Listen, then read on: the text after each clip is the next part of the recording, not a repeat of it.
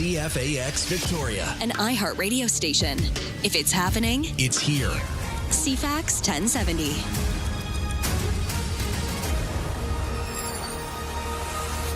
Good morning, 6 o'clock on Tuesday, August 25th. Sunny today to start, but we are expecting a few clouds to roll in. Highs of 24, a humidex of 29. There's the quick look. We'll get to the full details in a moment. Right now, the news begins. Here is Lisa Best. Thank you, Ryan, and good morning. We're talking about trade, of course. What exactly Canada's retaliatory measures will include remains unclear amid a clear disagreement between Canada and the U.S., and also between some of the premiers and Prime Minister Mark Carney in the past over whether energy should be used as a bargaining chip in these negotiations. CTV's Ottawa Bureau Chief Graham Richardson has more. What we don't really know is how bad this is behind closed doors, how much of it is posturing, because there's billions at stake, right? Like, the number one customer for crude in Alberta, of course, is the United States of America. You cannot just do this without getting industry buy-in and without getting a premier's buy-in, who has said to date she has no interest in doing that. So complicated, to say the least. A press conference to announce Canada's retaliatory plans and plans to protect businesses and workers impacted by U.S. tariffs gets underway this morning around 8 in Ottawa. Meantime, lots of chatter stateside as well about the deal that Canada ultimately walked away from. CTV's Abigail Beeman explains how U.S. officials are describing why talks broke down. They were offered quite a good deal. They chose to reject it. They came in with a bunch of unreasonable last-minute demands. One by one, members of the Trump administration blame Canada for leaving a so-called good deal on the table, suggesting the Prime Minister walked away for his own political gain. It certainly doesn't make economic sense, but perhaps for political reasons, they have some by-elections coming up. They wanted more, and we weren't prepared to do that. A number of trade experts believe talks could resume later this fall after a cooling off, while the Vice President himself characterized negotiations as still ongoing. Fresh tariff threats on Canadian vehicles and parts have raised concerns in Windsor, Ontario, which is the heart of this country's automaking industry. The mayor of that community, Drew Dilkins, says the levies would cost jobs if imposed, but he hopes sensible minds will prevail before then. This is a layering on of more pain and more cost that is completely unnecessary, because the environment that we created, this trade environment we created, we built it together. We built it as an integrated supply chain, and for good reason. Dilkins pointed to the upcoming U.S. midterm election as a chance to highlight the potential consequences of a tariff dispute in swing states such as neighboring Michigan. Flight attendants in WestJet are pleased they've ratified their new collective agreement with the airline. More than 90% voted in favor of the deal that features a more than 18% wage hike over the course of 3 years, as well as new compensation models for work hours completed on the ground, which was a major sticking point with the flight attendants. New contract is in effect from January of this year and runs for the next 3 years. So that means less turbulence for you if you're thinking of flying WestJet. A man who killed 3 generations of a BC family during a camping trip in the 1980s has been denied parole again. David Ennis shot and killed 6 members of the Johnson Bentley family while they were camping in 1982. He was sentenced to life in prison with no chance of parole for 25 years. Crystal Wolfe is the great niece of Bob Johnson. She says the family continues to keep the names of the victims alive. My grandpa talks about his brother and his nieces. We just keep the memory alive. We continue just to talk of who they were, the funny stories that used to be had.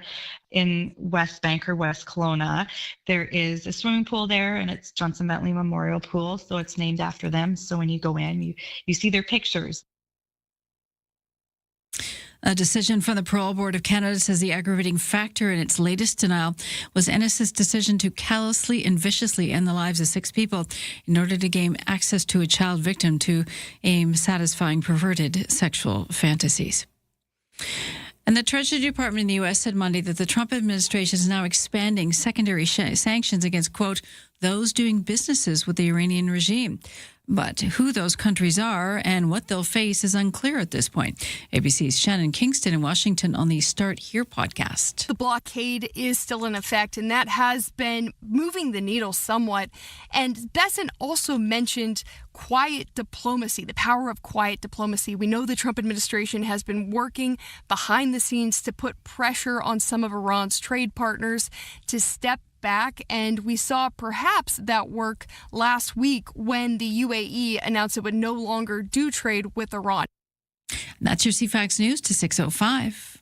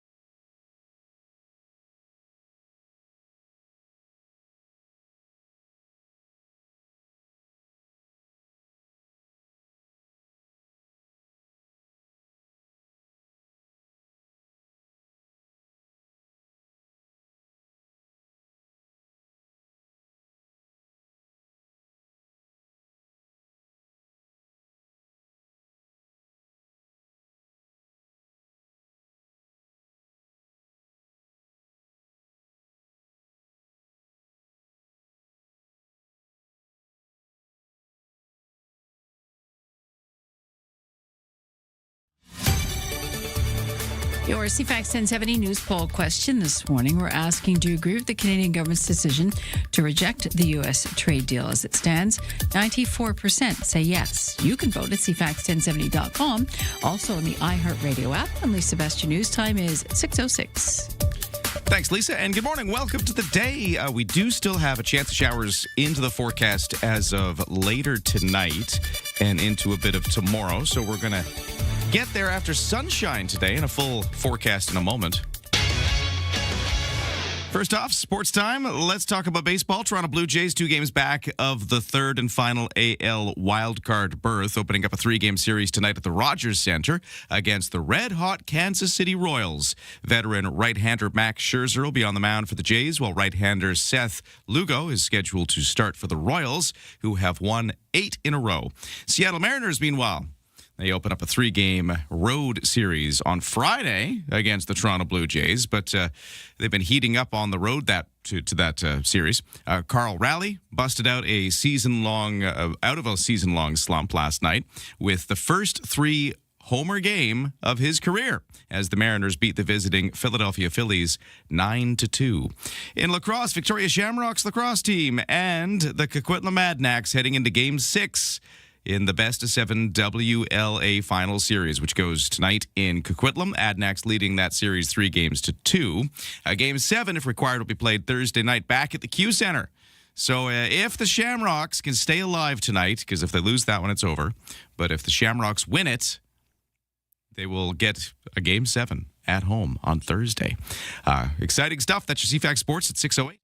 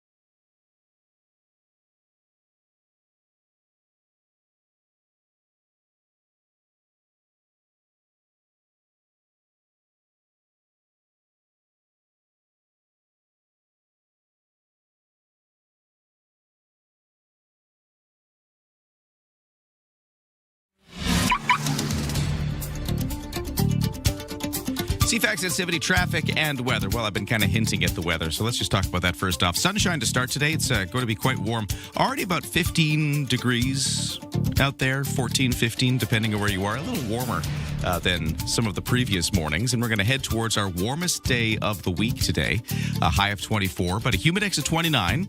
So then mugginess back in the air. A little bit of haze could be around as well. So just that smoke haze might be a factor again today. But then on the water, a little bit of breeze blowing off the Waterfuka Strait, cooling things down. So kind of a mix of different conditions around Greater Victoria. But then tonight, we start off clear. It's not until sort of overnight that we start to see the chance of showers moving in. And we'll see that chance of showers with us a little bit after that. Now, it's mainly Wednesday night into Thursday that we will see that chance of showers really form up. So that's the main thing, because tomorrow's sunny. But today, I guess the main takeaway here is there's some rain on the horizon, but today is the warmest day of the week. And for those temperatures like now, I just mentioned, 14, 15 degrees, what we're seeing, although a little cooler at Shawnigan Lake, where it is 13 degrees right now. On to the roads. Let's get there. So, no crashes, no accidents. It's just clear right now. If you see anything, text me at 71010. And at BC Ferries, Swartz Bay to Swanson, 7 o'clock sailing, only about half full right now. On the markets, let's take a look at how things shaped up yesterday. As we await today's opening bells, here's David Augustine. Canada's main stock index saw some highs and lows ahead of Ottawa announcing retaliatory tariffs on the U.S. today. Toronto's S&P TSX Composite closed up 93 points. In New York, the Dow Jones Industrial Average was up 140 points. The Nasdaq was down 200 points. Asian markets saw a bit of a mixed bag this morning, with Japan's Nikkei index trading up 328 points. The Hang Seng in Hong Kong closed down 6 points, and our dollar is trading overseas this morning at 72.14 cents US. The federal government is set to unveil details of Canada's retaliatory tariffs against the United States today. Those are set to go into effect on September 8th. WestJet flight attendants have voted 90.2% in favor of ratifying a new 3-year deal with the airline, and Ontario students say major cuts to OSAP grants will make it harder to afford school and could force them to take on more debt. The province has reduced the maximum share of non-repayable grants from 85% to 25%, with the rest provided as loans. From the Canadian Press Business Desk, I'm David Augustine. Ryan and Lisa, mornings on CFAX 1070. Oversleepers, catch all the highlights on the latest audio podcast at CFAX1070.com and on the free iHeartRadio app. Hey, good morning. Welcome to the day. Welcome to Tuesday. It's got Ryan here. We got Lisa here. Lisa, how you doing? Do you feel that everybody's kind of holding their breath about the Donald Trump tariffs? Just waiting for the shoe to drop. We're waiting for the shoe to drop, right? What if the other shoe is really stupid? Well, okay. Have you heard this one? Go ahead. Donald Trump now considering renaming Lake Ontario as Lake America. Have you heard that one? That's a thing. I don't know what's fake news anymore. That's just so stupid. Is that wrong in my world? I think that's wrong, especially in my world. This is the Gulf of America thing again. So I guess he says, Donald Trump says he's considering renaming Lake Ontario Lake America since he doubts America will be doing much trade with Ontario anymore. Oh. It's amazing how quickly him and Doug Ford... I think there's feelings involved here. It's how quickly him and Doug Ford have... started to butt heads specifically over this. I've very much thought that's a remarkable feature of this whole relationship we have. I guess Doug spoke out? Well, he was saying some... Doug Ford had some choice words yesterday, and then... He had no filter. No filter choice words. I like that you got Mark Carney as the good cop. He's kind of keeping it pretty straight. Well, he has to. And then you got Doug Ford as bad cop. Premier deciding to just, fire off at will. And, the Ford brothers have that history, recent and beyond. Yeah. So he and his brother they're both fire off at will. Sorry, you wanted to talk about another shoe dropping, and I was just talking about the Lake of Lake of Ontario, America, whatever. You know what? It's become funny. Kind of, I guess, yeah. Because the shock value's worn off a little bit, right? Because there's only so many times that we can cry wolf. Yeah. And do the pearl clutching and think, oh my gosh, seriously? And now we're kind of like, all right, after the Lake of Ontario thing, what's next? So there'll be something else. It's always something, and it's tiring. And I think most people, and even people weighing in on social media, were tiring. The thing I noticed yesterday I thought was quite interesting is there were a lot of Americans weighing in, perceived Americans, weighing in on Mark Carney's speech afterwards. And Yeah. they were like, listen to this guy. Like, he's a leader. And take it for what you will. I know it's social media and people do lie. Go figure, right? But I just thought it was interesting that a lot of people, and they had the American accent, were weighing in on it. And like, okay, so maybe the average American, well, I do know this for a fact, because the average American, whether it's an individual or a small business owner, is kind of feeling the same weight about all this. It's like, wait a minute, we're here for the business. We just want to do business. We just want to do business with our northern cousin, right? We all want to get along, and everybody feels prosperous. That makes sense? Yeah. Yeah. So the other shoe, of course, the big one coming today from us is the counter tariffs.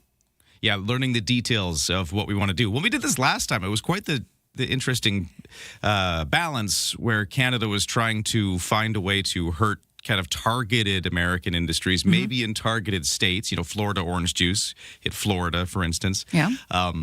What will we do this Maybe time? not so much the West Coast. And you know, it was Harley Davidson motorcycles. It was very specific things. Yes, it was. Yeah. So what will they do this time? Will it just be taking a page out of that first book when we did this, a year and a half ago? Will this be different?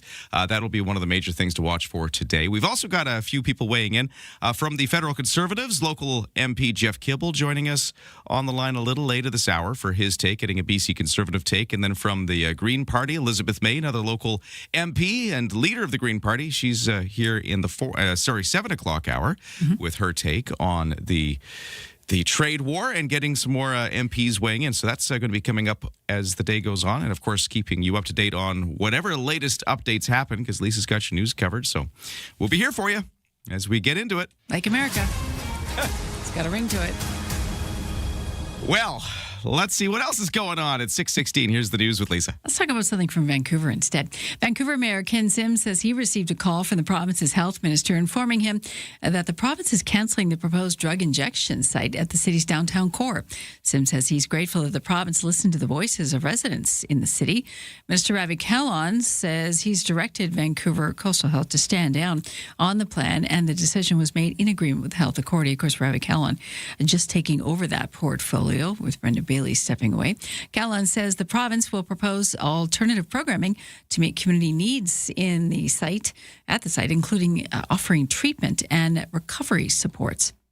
A man who killed 3 generations of a BC family during a camping trip in the 1980s has been denied parole again. David Ennis shot and killed 6 members of the Johnson Bentley family while they were camping near Clearwater in 1982. He was sentenced to life in prison with no chance of parole for 25 years. A decision by the Parole Board of Canada says Ennis poses a risk of violent or sexual reoffending that would be unmanageable if he were released again.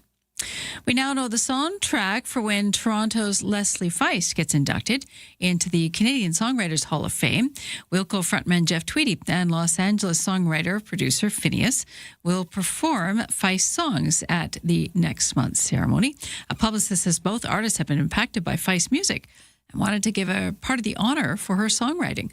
The ceremony will be held in Toronto, hosted by broadcaster George Stroumboulopoulos and singer Maria Mai.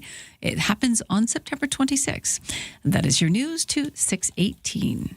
Thanks, Lisa. See a problem out there in traffic? Let us know at 7:10:10 because we're going to do our traffic and weather in just a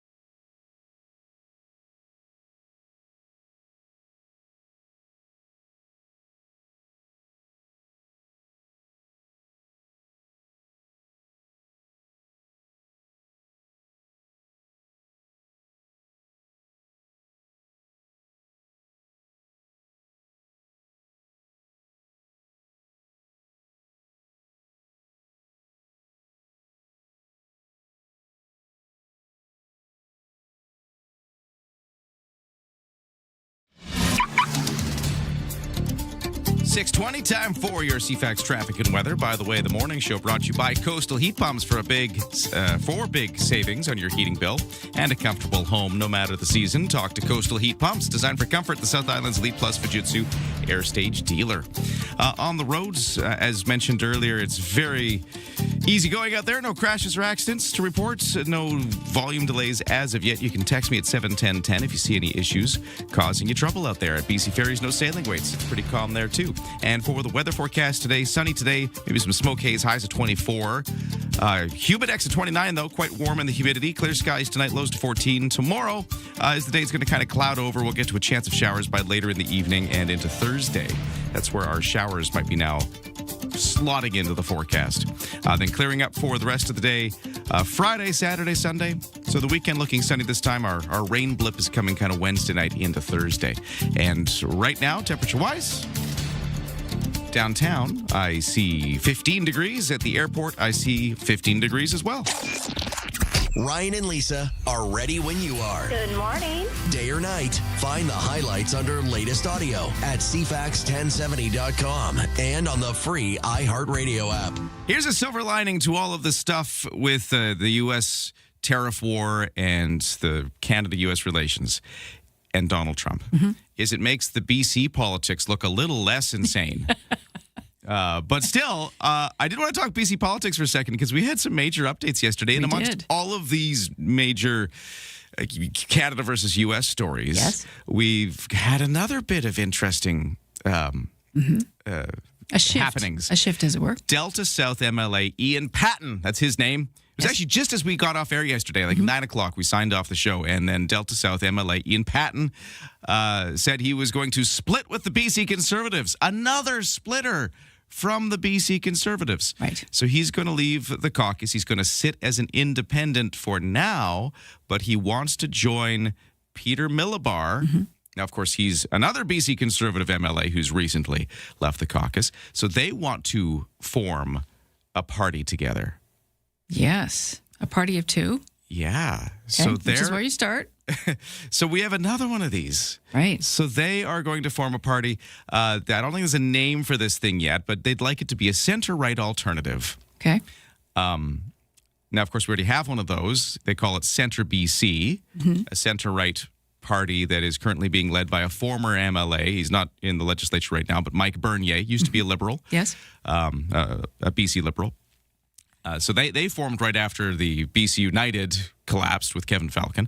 Right. And then you've also got, even further to the right, One BC, the right-wing populist party, which is also made up of BC Conservative splitters.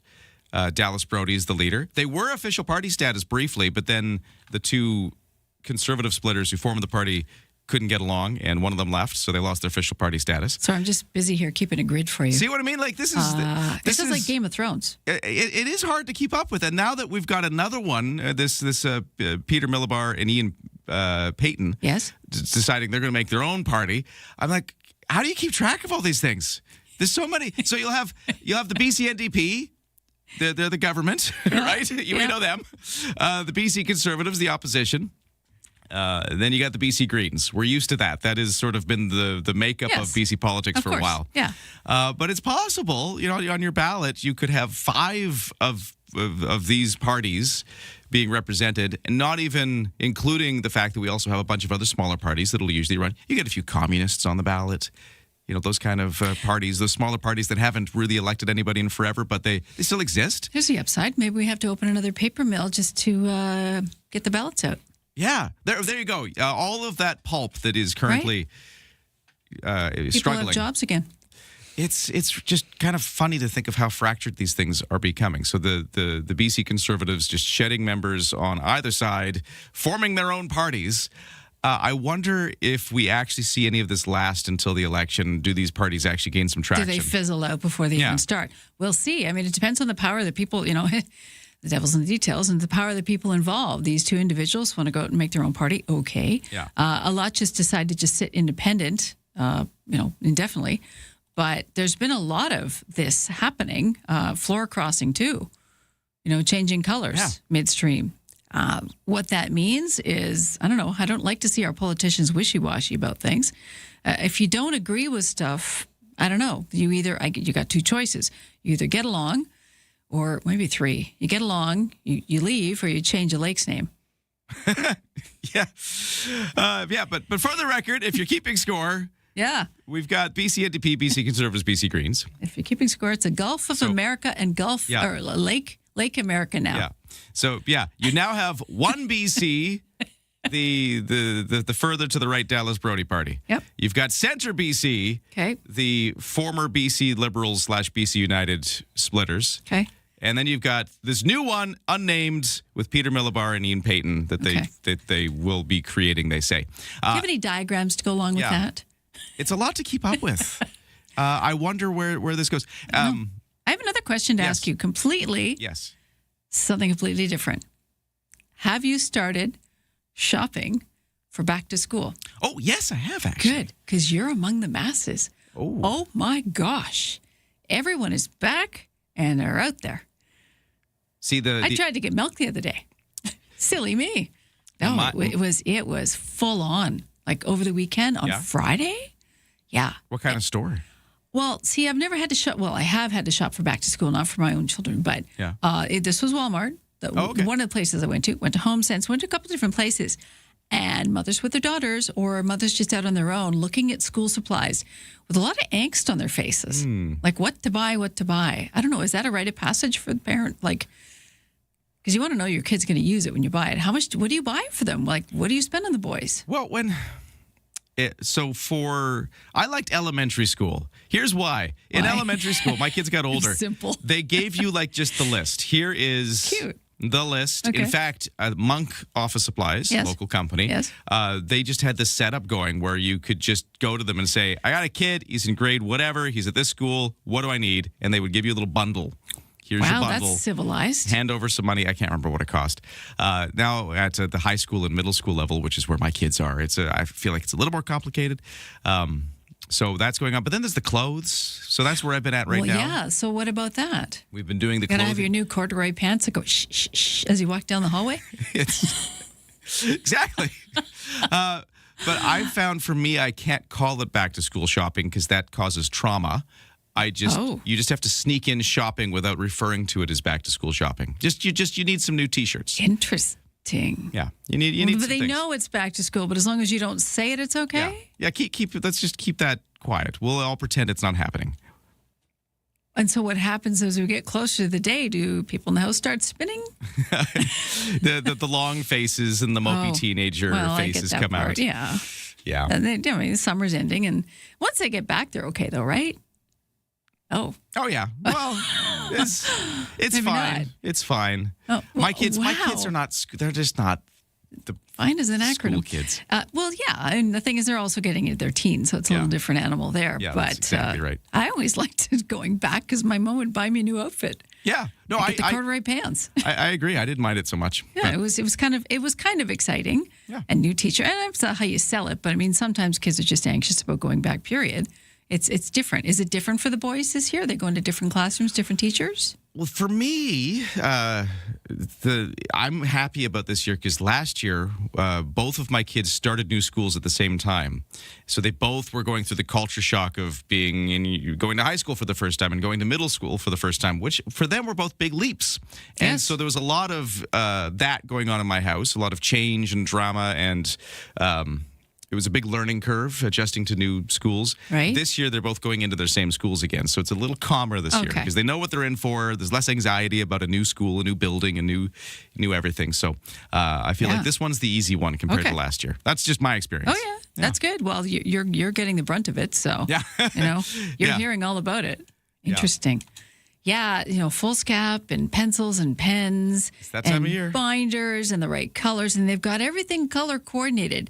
Boy, if you want everything to be purple, they're usually selling it. And different, I don't know, whatever the current anime object is or character, you can get it all. It's pretty wild. But, it is a rite of passage, the back to school. But, yeah, don't be going to the store for milk right now. Especially on the weekend. We're back, and parents are back with a vengeance shopping for kids back to school. Texter 71010, just on our previous topic, says, I would welcome the return of the Rhino Party. No, we don't need any more. We got too many. I was just saying, there's too many right now. We don't have enough paper. I remember the yogic flying party. Do you remember that one? No. Really? Their platform was we'll all sit in a circle and levitate. I like the idea of trying to levitate because I've never been there before, but... This is in the 90s. They ran for federal politics for a bit. They were kind of fun. How far did they get? Not very far. Okay, good. Anyway, I just realized it's 6:30 news time. That. So let's go do the news. This summer, 3 of Vancouver Island's biggest voices are coming together to make a real difference. Get your tickets now for the Kids Count Mega Summer 50-50. Brought to you by 107.3 Virgin Radio, CFAX 1070, and CTV. In support of CFAX Santa's Anonymous all-new Kids Count program, supporting children beyond Christmas. The Mega Summer 50-50. Your chance to win big while giving back. Buy your tickets today at CFAX1070.com. Gaming event license 174660.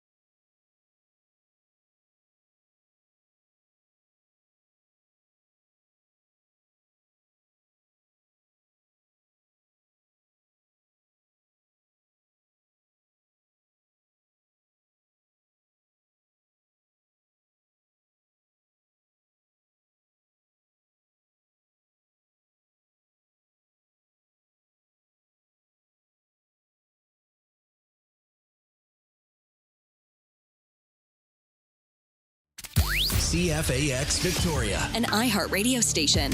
If it's happening, it's here. CFAX 1070. Good morning, 6:32, and it is Tuesday, August 25th. A little sunshine today, rain by tomorrow evening, and a full forecast in just a moment. Right now, though, it's time for the news. Here's Lisa Best. Just an update for you from that collision yesterday afternoon near Royal Roads University. It was a single vehicle accident. It took down a hydro pole, affecting both electricity and, of course, gridlocking traffic. Repairs affected about 3,100 customers that have been without power throughout Colwood, Langford, and View Royal. Police say Souk Rose was closed till about 6 for allowing BC Hydro to get those lines up again. BC Wildfire Update has 165 wildfires burning in this province as of this hour. 64 of those considered out of control. There's been 56 new starts in the last 24 hours. 21 fires burning on Vancouver Island, including 3 that are still considered out of control. Crews are making good work of that, though, because 6 were considered out of control yesterday. Firesmoke.ca shows wildfire smoke levels will be a little higher for a few hours into midday across our region, Greater Victoria. It'll slowly start to move out later this afternoon, but a little smoky before that. And stateside, some major wildfires have scorched thousands of acres in North Texas at this point. Throughout the night, flames lit up the sky over Palo Pinto County, 40 miles west of Fort Worth. The Ross fire has scorched 50,000 acres and is only 5% contained, according to the Texas A&M Forest Service. The combination of high heat, low humidity, and very dry vegetation is increasing the wildfire risk across the state. The Forest Service's Laura Stevens, people living in the region have been told to be ready to evacuate. Jim Ryan, ABC News in Dallas, Fort Worth. Well, to the political fire now that we have on our hands. Canada's counter-tariff details expected to come this morning, after the war of words erupting from trade tensions between the U.S. President and Ontario's Premier, Doug Ford. It came after Trump claimed the U.S. did not need Canada and threatened to increase tariffs on the auto and steel sectors to 50% starting in the new year. CTV's Mike LeCouture has the details. Ontario Premier Doug Ford went after Trump on radio. Well, he can kiss my ass as far as I'm concerned. We're going to go at him full steam. That comment may have teed off Trump, who responded online with another post, calling Carney governor and Ford a flunky for the prime minister. You know, your own people, President Trump, don't even like you. And they're going to speak loud and clear when it comes to the midterms. Ford also floated the idea of export taxes on products the U.S. needs, like energy, potash, and critical minerals. It's something premiers and the prime minister have been hesitant to consider, but in French, Carney said all options are on the table. The prime minister has threatened dollar-for-dollar counter tariffs on the U.S. starting the day after Labor Day. Stateside ABC's News senior political correspondent Rachel Scott at the White House. Talk about a tit for tat between the U.S. and Canada. Look, this is one of our largest trading partners. Obviously, it's our closest ally right to the north. President Trump imposed that 50% tariff on about $20 billion worth of Canadian goods. Canada's vowing to respond. President Trump now says that he'll slap 50% tariffs on Canadian car parts, cars, trucks, and steel. And Mark Carney is now saying that he's going to announce even more tariffs, retaliatory tariffs, this morning. This, as the U.S. president mentions the possibility of now changing the name of one of our Great Lakes. President Trump says he's considering changing the name of Lake Ontario to Lake America. This comes as the trade war between the U.S. and Canada intensifies. In a post on social media, the president says the change would be because, quote, we don't expect to be doing much business with Ontario any longer. This change would be similar to Trump's unilateral action last year by executive order to rename the Gulf of Mexico the Gulf of America. Canada is expected to retaliate after the Trump administration enacted 50% tariffs on $20 billion worth of Canadian goods after talks between the countries broke down. Mike Hemp in Washington. Along with back-to-school gear, Halloween has made a strong appearance at local stores and across North America. Target is apologizing and removing one of their costumes after it was widely criticized as being racist. The images of the costume are being compared to racist caricatures, evoking blackface. Target now acknowledges the costume should have never been for sale, saying, as a company, we got this wrong, and we are deeply sorry. We know this is especially hurtful for our Black guests, team members, and partners. Removing the costume is an important first step, and we are looking closely at how this happened. And that's your news to 6:37.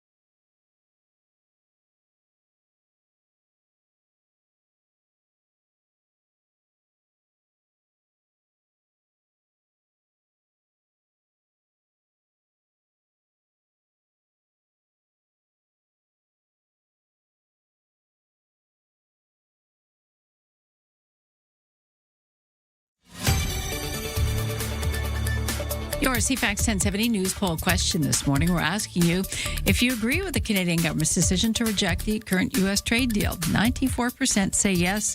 A lot of people weighing in on 71010 saying, put mine in for a yes as well. You can vote at CFAX1070.com. Also, the iHeartRadio app. I'm Lisa Best, News Time, 6:39. Thanks, Lisa. Quick look at the weather, where we've got sunny, a little smoke haze today, and it's the warmest day of the week with a high of 24. It's really the humidex that's going to make it feel warm. 29, feeling almost 30 degrees with the humidity. Full forecast to come. Quickly to sports. Victoria's Shamrocks lacrosse team. They are in another do-or-die situation tonight. It's Game 6 of the WLA final against the Coquitlam Adanacs, with the Adanacs leading it 3-2. So the Adanacs could win it at home tonight. But if the Shamrocks can keep things going with another win, there'll be a deciding Game 7 back at the Q Center on Thursday. Exciting action for the Victoria Shamrocks coming up tonight. We'll be watching that. Also in baseball, it's now or never time for the Blue Jays as they get back in action tonight with 30 games to go in the regular season. TSN's Steve Phillips says every single one of these games is against a team that has a losing record. Nobody would have predicted that this was a chance, right? That with 30 games left, they legitimately have a chance to be a playoff team. Everybody is under 500 on the remainder of the schedule. They've got the second easiest strength of schedule over the remaining part of the season.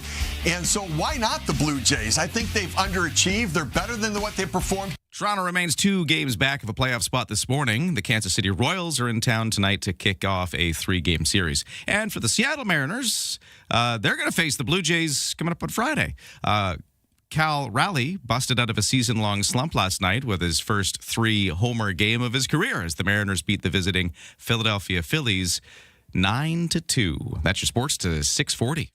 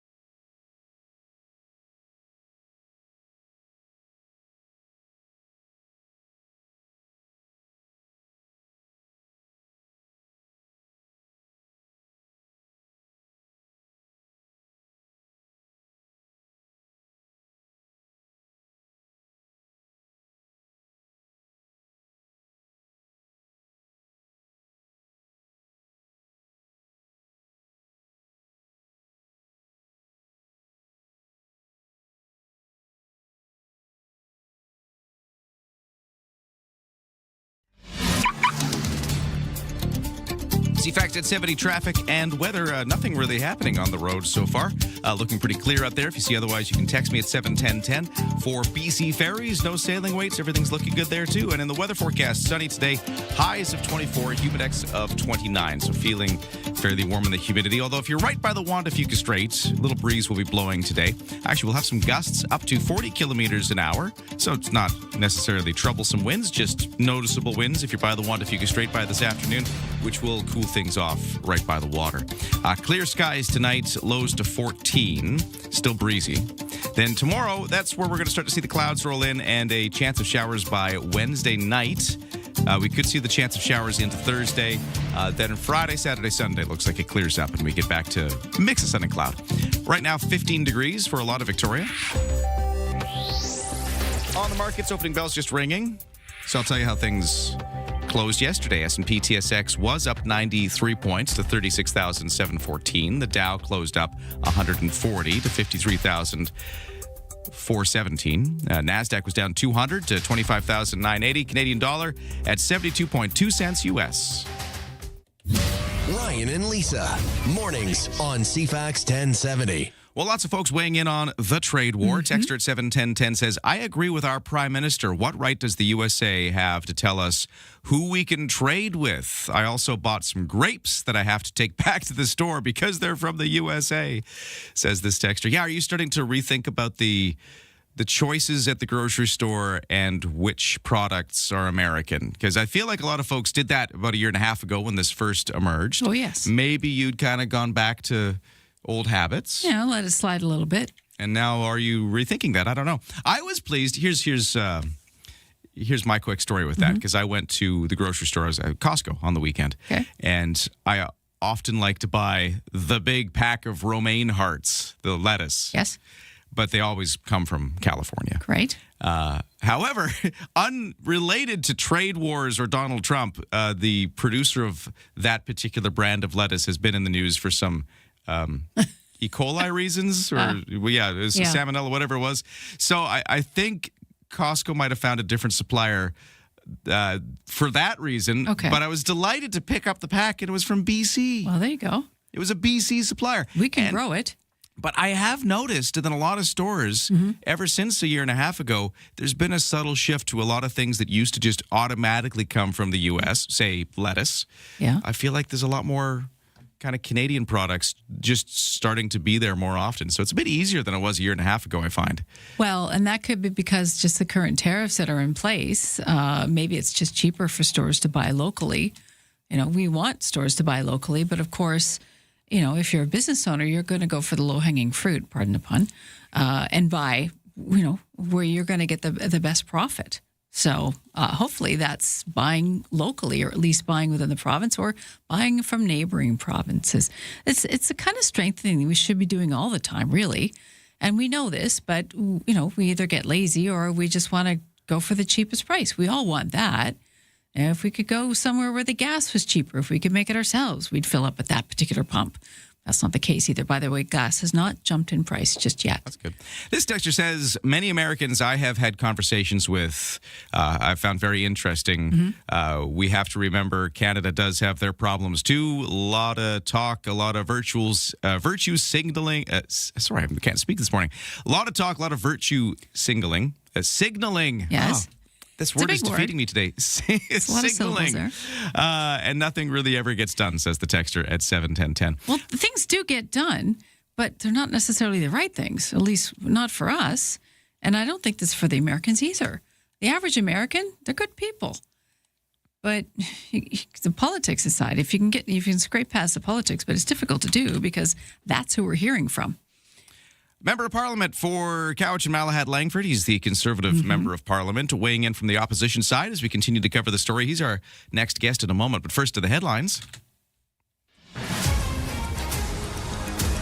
here at 6:46 is Lisa Best. Been another bear attack. This one North Vancouver on a popular trail. Conservation officers now warning people again to avoid particular trails after a man was attacked on Monday. The service says the bear attack happened while the man was walking on Richard Jern Trail, and apparently it was followed by the bear for some time. The man tried to scare it off but failed. The bear ended up swiping at his leg. Officers say signage has been installed in the area and the investigation is ongoing. The U.S. President Trump is thinking about renaming Lake Ontario now. Make it Lake America. It's reminiscent of Trump's unilateral action last year by executive order to rename the Gulf of Mexico as the Gulf of America. We still call it the Gulf of Mexico. Trump says he's considering this latest name change because his administration doesn't expect to be doing much business with Ontario anymore. Yesterday, Ontario Premier Doug Ford had the gloves off and the filter too, and he and Donald Trump traded insults in the media as the U.S. trade war escalates. We've got more news to come on that today. And Australia's recorded music industry says tracks wholly generated by AI will be barred from official charts. The move comes as burgeoning generative technologies threaten artists' livelihoods. Australia's Record Industry Association announced a crackdown today as a variation of Madonna's pop hit Like a Prayer. It was created by an Australian producer using AI-generated vocals and drums. It spent 16 weeks at the charts. Have a listen.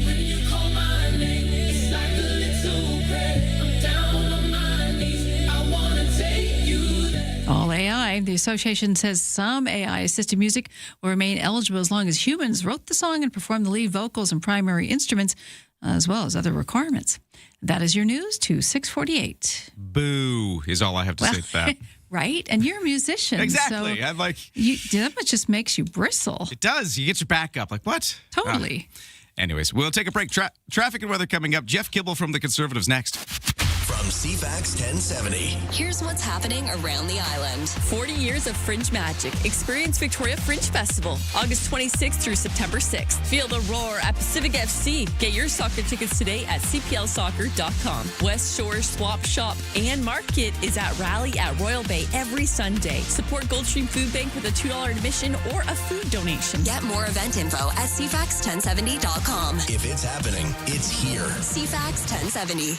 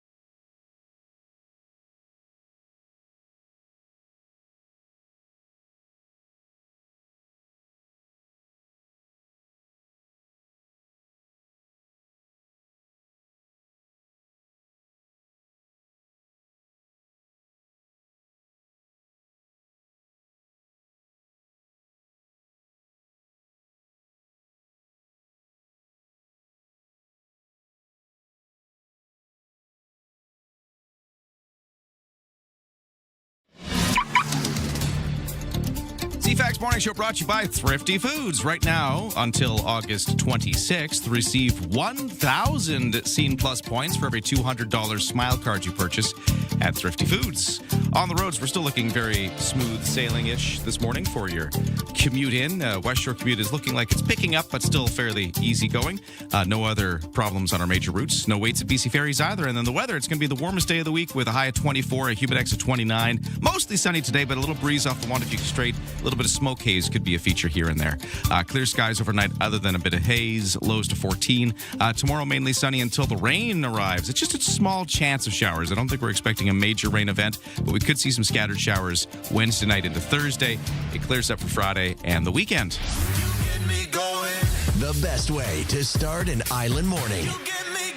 Ryan and Lisa on CFAX 1070. Well, in reaction to all of the trade war stuff we've been seeing between Canada and the U.S., we've had the opposition Conservatives in Ottawa wanting to see the full details of what the U.S. offered and wanting Parliament recalled. Here to talk more about it from the opposition side, we've got Jeff Kibble. He's the MP as well for Cowichan, Malahat, Langford, and the defence procurement critic for the BC Conservatives. Hello, Jeff Kibble. How you doing? Bonjour, je suis à Quebec ce matin. Good morning, Ryan. I'm in Quebec this morning, and happy to talk with you. I am not with BC Conservatives, of course, but federal Conservatives. Oh, did I say BC Conservatives? All good. I'm so sorry. Yes, obviously the federal Conservatives in Ottawa as a member of Parliament. We were talking BC politics earlier today, so I got BC politics on the brain. But no, great to get you here to talk about the federal issue because, wow, what a wild ride these last few days have been, and great to get you on from the opposition to sort of talk about what we're hearing. We've heard from Pierre Poilievre.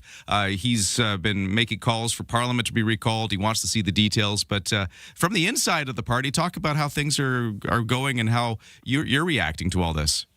Yeah, I couldn't agree with him more. We do need to reconvene Parliament, and we need transparency on the abandoned deal. And, we need to work together. And, sometimes when there's internal issues in Canada, it's our democratic duty as the official opposition to expose or question and challenge decisions. But when things are external, as we're facing today, we need to work together. And we've offered multiple times as a party, including our leader, to work together on and supporting, for example, the negotiations. And none of that was, of course, accepted.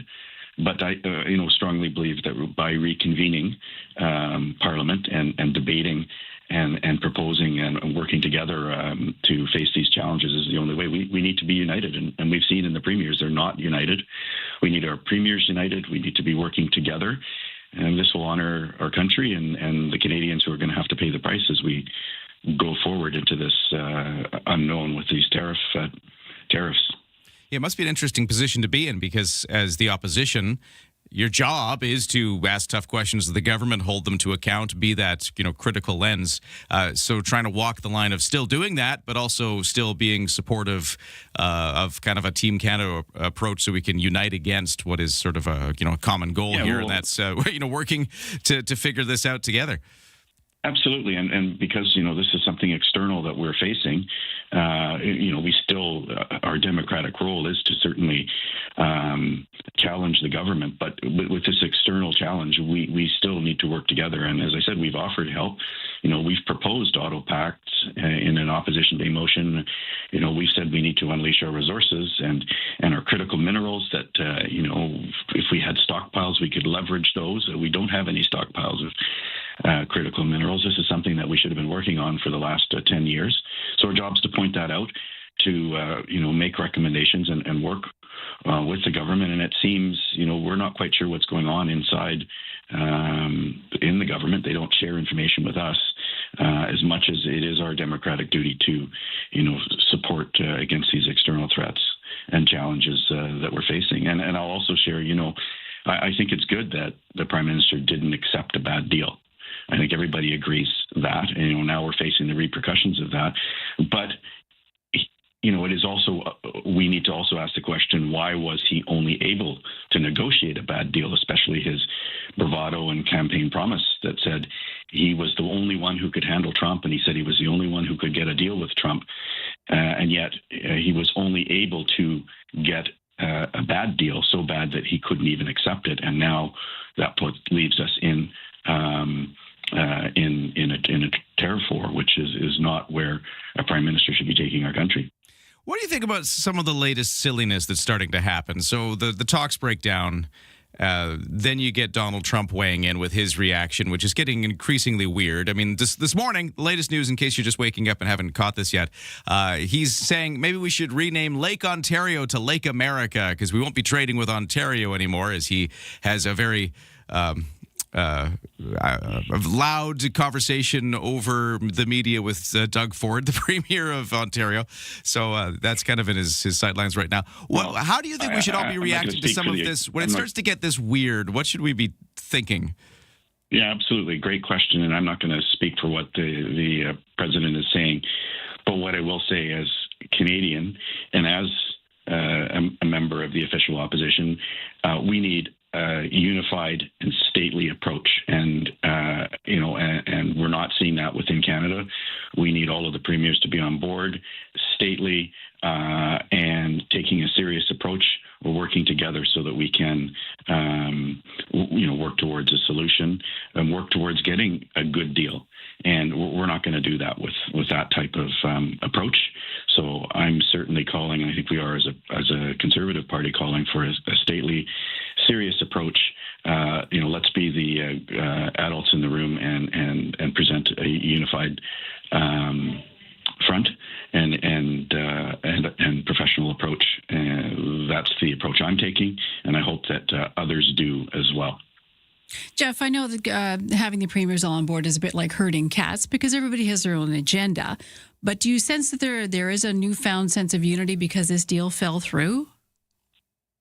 I'm feeling a newfound sense of unity. I'm hoping that, and the premiers do. And, as you said, they have their own agendas and their own provinces to work with. And I get that. But as I said earlier, that's internal. When we're now facing external challenges, we need to be working together and preventing, and having a stately adult approach. And that's what I would like to see. And, as a member of the official opposition, it's still our democratic role to oppose and to propose solutions. And we would hope that the government listens to that. But I can share right now, we get no technical briefings on what has happened in the negotiations. We've not been allowed to be part of the negotiations, even despite offering multiple times. And it's always a different approach between an external challenges that Canada is facing versus, when we are trying to just do internal policy and we may have one opinion one way and the government will have another, and we can debate that and ultimately vote, and that's our democratic role. Externally, also a similar democratic role, but certainly coming together and a more cooperative approach there, and certainly a more stately approach. We're talking about the Canada-U.S. trade dispute with Jeff Kibble, Conservative MP for Cowichan, Malahat, Langford, the defense procurement critic, of course, with the federal Conservatives. Sorry about the BC Conservative thing earlier. Yeah, all good. And he's in Quebec right now. We'll let you go to get back to it, but thank you so much for joining us this morning. Yeah, thanks, Ryan and Lisa. Anytime, happy to chat. Always here for you, and have a wonderful day. Enjoy the great weather. Good stuff. I'm sure we'll be talking again soon. Anytime. All right. We're going to continue talking about this with our local members of Parliament. Elizabeth May from the Green Party. Different perspective coming up next hour, so stay tuned for that. Right now, we'll take a break for the 7 o'clock news.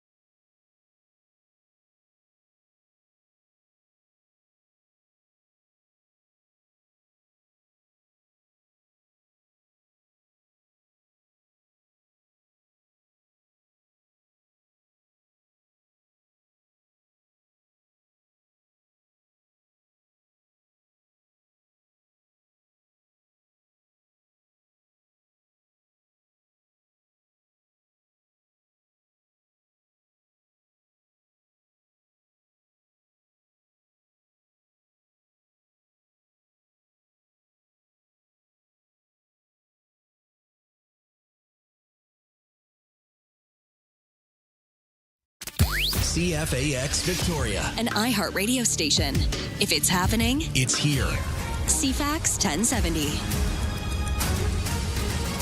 Good morning, 7:01 on Tuesday, August 25th. A sunny day today, the warmest of the week, and we'll get you the full details in just a moment. Right now, the news begins, and here is Lisa Best. Details on WestJet flight attendants are happy they've ratified the new collective agreement with the airlines. If you're holding a ticket, you can breathe a bit easier. More than 90% of them voted in favor of the deal. That features a more than 18% wage hike over 3 years, as well as new compensation models for work completed on the ground. That was a major sticking point. They felt they weren't getting paid for the hours they were putting in. The new contract is in effect as of January 1st this year for the next 3 years. Still in the air, an air traffic controller is now in life-threatening condition after reportedly being struck by a plane. Happened in Montreal last night. Was backing up on a runway at Montreal's International Airport, and emergency services were called to the scene at around 7:30 p.m. Eastern. Officers and crime scene investigators remain on site to determine the causes of the accident. The Montreal Police Service confirmed to the Canadian press that the case will be transferred to the Commission on Standards, Equity, Health and Safety at Work, as it is a workplace accident. Naira Ahmed, the Canadian Press. The U.S. president says the Canadian French language requirements are not a factor at all in the escalating trade tension between the U.S. and Canada. Canada's Prime Minister Mark Carney said yesterday that the country would not accept Washington's trade deal due to demands that it roll back French language requirements. However, Donald Trump wrote on Truth Social that he would never interfere with Canadians speaking French. U.S. Trade Representative Jameson Greer told CNBC that the issue about language requirements was just a simple, funny, fake story. Meantime, despite assurances here, Canada's retaliatory measures will remain unclear amid a clear disagreement between some of the premiers and the Prime Minister in the past over whether energy should be used as a bargaining chip. CTV's Auto Bureau Chief Graham Richardson has details. What we don't really know is how bad this is behind closed doors, how much of it is posturing, because there's billions at stake, right? Like the number one customer for crude in Alberta, of course, is the United States of America. You cannot just do this without getting industry buy-in and without getting a premier's buy-in, who has said to date she has no interest in doing that. So complicated to say the least. Press conference to announce Canada's retaliatory measures and plans to protect businesses and workers impacted by U.S. tariffs will get underway at 8 this morning in Ottawa. We'll bring you the details when they become available. The U.S. president also mentioning the possibility of changing the name of a Great Lake. President Trump says he's considering changing the name of Lake Ontario to Lake America. This comes as the trade war between the U.S. and Canada intensifies. In a post on social media, the president says the change would be because, quote, we don't expect to be doing much business with Ontario any longer. This change would be similar to Trump's unilateral action last year by executive order to rename the Gulf of Mexico the Gulf of America. Canada is expected to retaliate after the Trump administration enacted 50% tariffs on $20 billion worth of Canadian goods after talks between the countries broke down. Mike Hempen, Washington. And if you're a skateboarder, here's a story that'll make you smile. As Guinness World Records 2027 drops today, 66-year-old Judy Oyama is being celebrated as the world's oldest female competitive skateboarder. To do so, she had to beat her own record set 2 years ago. The California native has been skateboarding. She's been a pioneer in the industry for more than 50 years. Speaking to ABC, Oyama says she's more active than ever. I actually feel like I'm skating more this last 2 years than I've skated forever. She was inducted into the Skateboard Hall of Fame in 2018, and a helmet she wore in 1976 is held by the Smithsonian. That's your news to 7:06.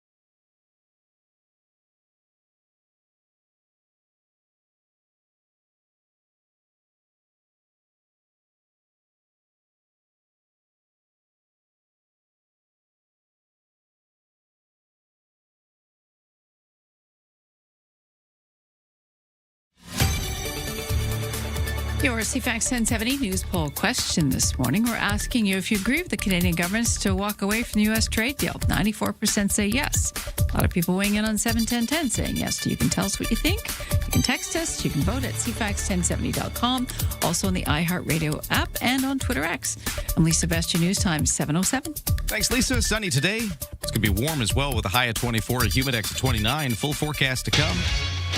First to the sports, where the Victoria Shamrocks and the Coquitlam Adnacks head into Game 6 of their WLA Final Series tonight, with the Adnacks leading 3-2. So they can walk home with this tonight.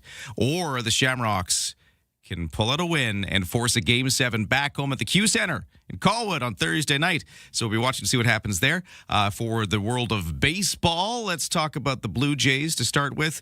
They are entering a crucial final stretch of their season tonight with 30 games left and the team 2 games back of a playoff spot. TSN's Keegan Matheson says while the team's recent resurgence feels overdue, he himself is not getting too excited just yet. Feels like we're eager to celebrate this, but they still have a losing record. This is still an ugly season. Until you have a winning record, I can't celebrate much, but overdue.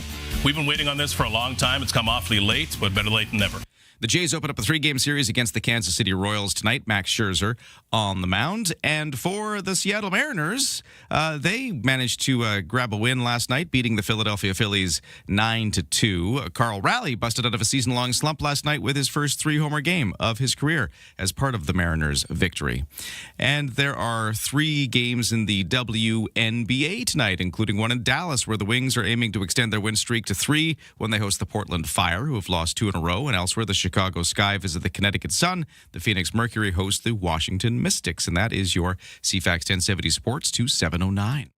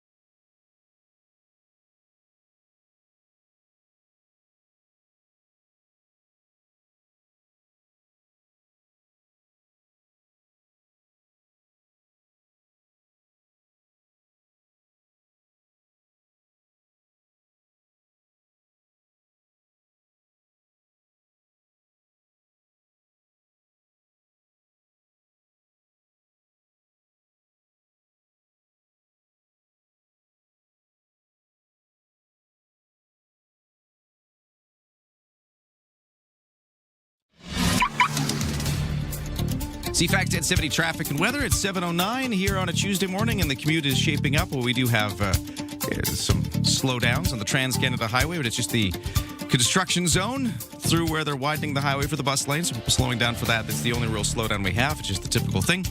No other major crashes, accidents, or unusual problems belong beyond the usual construction delays here and there around town. For BC Ferries, no sailing waits right now. And for the weather forecast, sunny. A little smoke haze could be a factor today. Just pointing that out. We've got a bit of breeze off the Juan de Fuca Strait, mostly in the afternoon and overnight, which will make things cool, feel a little cooler if you're by the water. Otherwise, it's the warmest day of the week with a high of 24, a humidex of 29. Another very warm afternoon coming our way. Clear skies tonight, lows to 14. Tomorrow will be mainly sunny to start, but the clouds are coming in because by evening tomorrow and overnight tomorrow, that's where we got a 60% chance of scattered showers, which will last through our Thursday. Clears up for Friday and the weekend, though. Back to a mix of sun and cloud. A little cooler, though, once we hit the weekend. Temperatures will be down into the lower 20s as opposed to the mid-20s and up that we've been experiencing, for instance, today. Taking a look at the markets now, S&P TSX up 18 points to 36,733.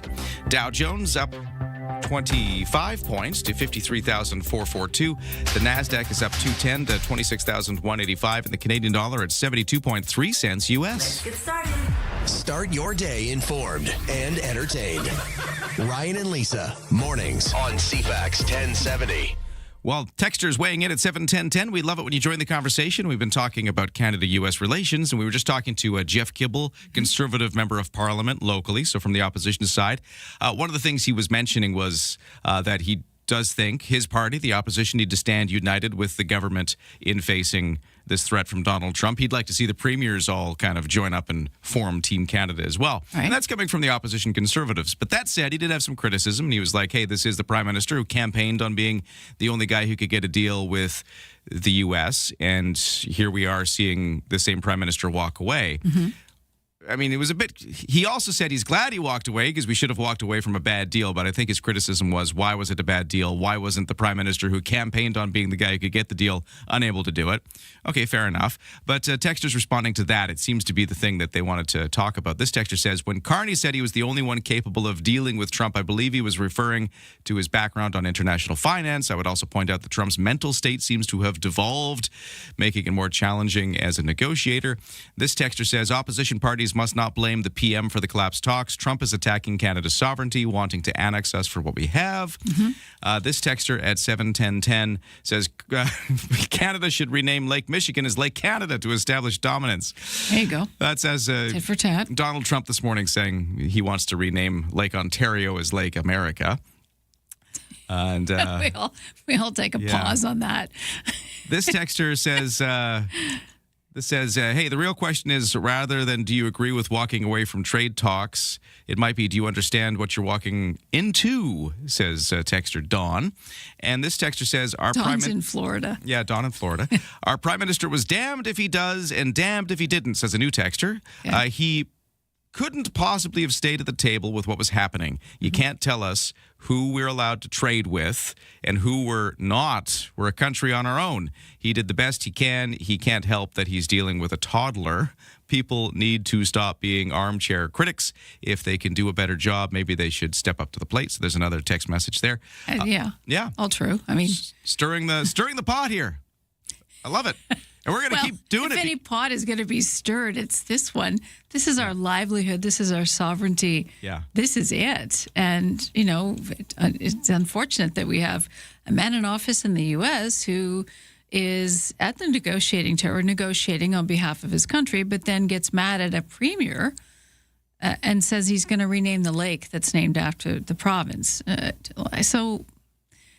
If that hadn't happened, you know, okay, we're waiting back. We're waiting to see what comes in 45 minutes from Ottawa on the retaliatory tariffs. But no, and you know, the question was brought up yesterday about the French language, because we're hearing now that from the U.S. counterparts that no, that was not a thing.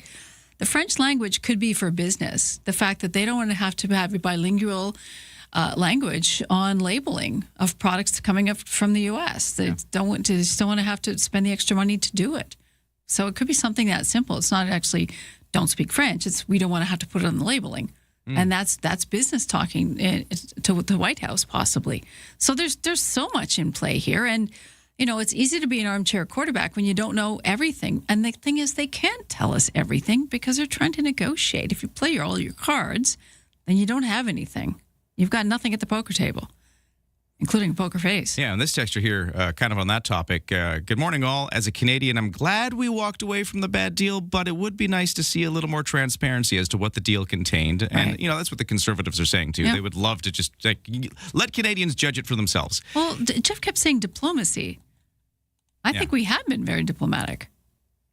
Texter says, it blows my mind that Canadians blame Trump for everything instead of bringing accountability to Carney.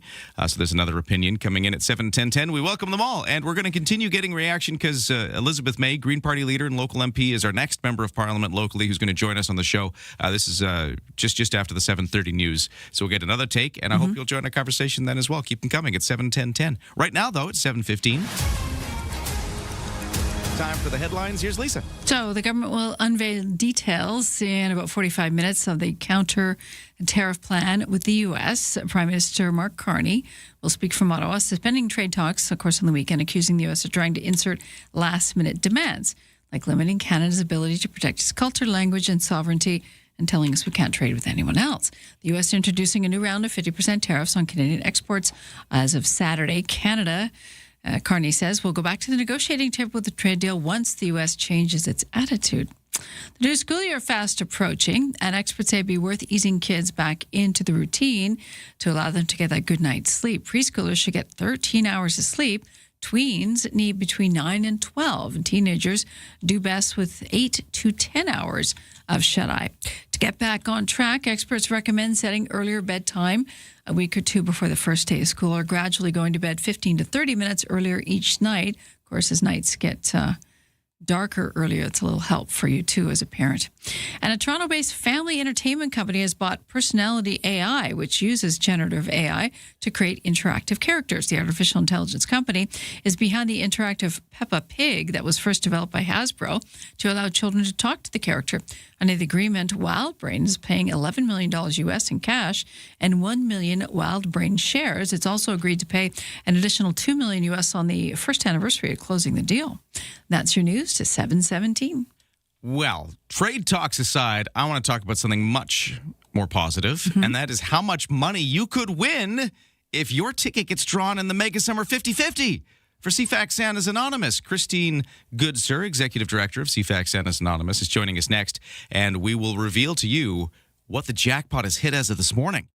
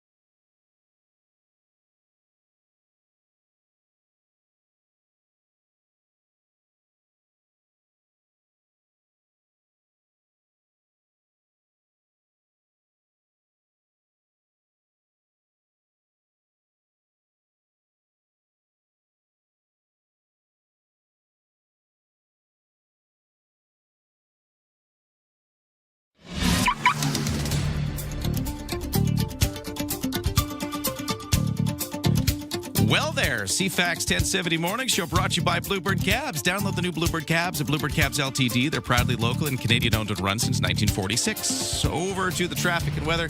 Text me if you see any problems out there, but right now we're pretty problem-free on the morning commute. A little bit of volume kind of heading into downtown Victoria from the West Shore, but it's I don't know, better than it often is. I don't know. I'm finding different ways to explain this. It's still the summer commute, and I did have that texter last week reminding me, like, just wait until September 8th rolls around. You're going to lose your mind. Yeah, you need to do traffic and haiku or something because it's like there's nothing. Yeah, it just continues to be fine. And nothing is good. That's so rare. It's so compared to summer traffic, things are normal. They're just way better than they're going to be on September 8th. That's what I'm trying to say. So let's focus on the weather instead. Sunshine today, warmest day of the week, high at 24, humidex at 29. A little wind off the Wandafuka Strait, though, particularly in the afternoon and overnight, making things feel a little cooler if you're by the water. That overnight low is going to go down to 14. Tomorrow starts sunny, eventually ends cloudy with a small chance of showers Wednesday night into Thursday, and then it clears up for the weekend. It's all here. News, weather, traffic, and community events. Ryan and Lisa, mornings on CFAX 1070. She is the executive director of CFAX Santa's Anonymous. Christine Goodsir is here as we update the Kids Count Mega Summer 50-50. Christine, how you doing? I'm doing great. Thanks, Ryan. I want to get right to it. I don't want to leave people waiting. So the jackpot, here we are with only a couple of days left. The jackpot is at $34,230. Whoa. So I know, that's fantastic. I bet you by the end of the show, we could potentially be at 35,000. Maybe by the end of the day, Well, that's somewhere in fair. there. Yeah. $35,000. Oh, that would be amazing. And someone's going to be very happy on Friday morning. Yeah, because it is Friday. Like I'm looking, if you go to the website, CFAX1070.com or CFAXSantas.com, either website has a big old button that says Kids Count Mega Summer 50/50, and you click into that to get to where you can buy the tickets. But on that page where you buy the tickets, there's this little timer counting down in the corner. And right now it's telling me, Christine, 2 days and 9 hours left. That's it. That's when the sales close. The sales close Thursday at 5 p.m. That's right. Yep. And then Friday morning. Yeah. Tell me what Friday morning. Friday morning. Then, we will know the winner on Friday morning at 7 a.m. It's exciting. We're going to do the draw right here on the radio. In fact, Lisa, we'll have to make the news late at 7 on Friday because we're just going to push that aside and get to the important thing, which is somebody walking away with half of that jackpot and the other half going to CFAX Santa's Anonymous and the Kids Count program to do wonderful things beyond Christmas for children in our community. Isn't that right, Christine? Yes, 100 of the proceeds of our share are going to the 3 food banks and the Victoria Therapeutic Riding Association programming. So that's where that money is going on our part of this. But in the background, because this isn't always the giving platform that people like to participate in, our website also had another giving program at the same time. And through the summer, we were able to gain some ground in our education focus. And we were able to give $3,000 to 2, so a total of $6,000 for back-to-school programs to the Salvation Army. So 2 branches, and they serve over 700 kids with back to school, and it's so incredibly important that all kids come back to school with the tools that they need to learn. So we are so thrilled about that as well.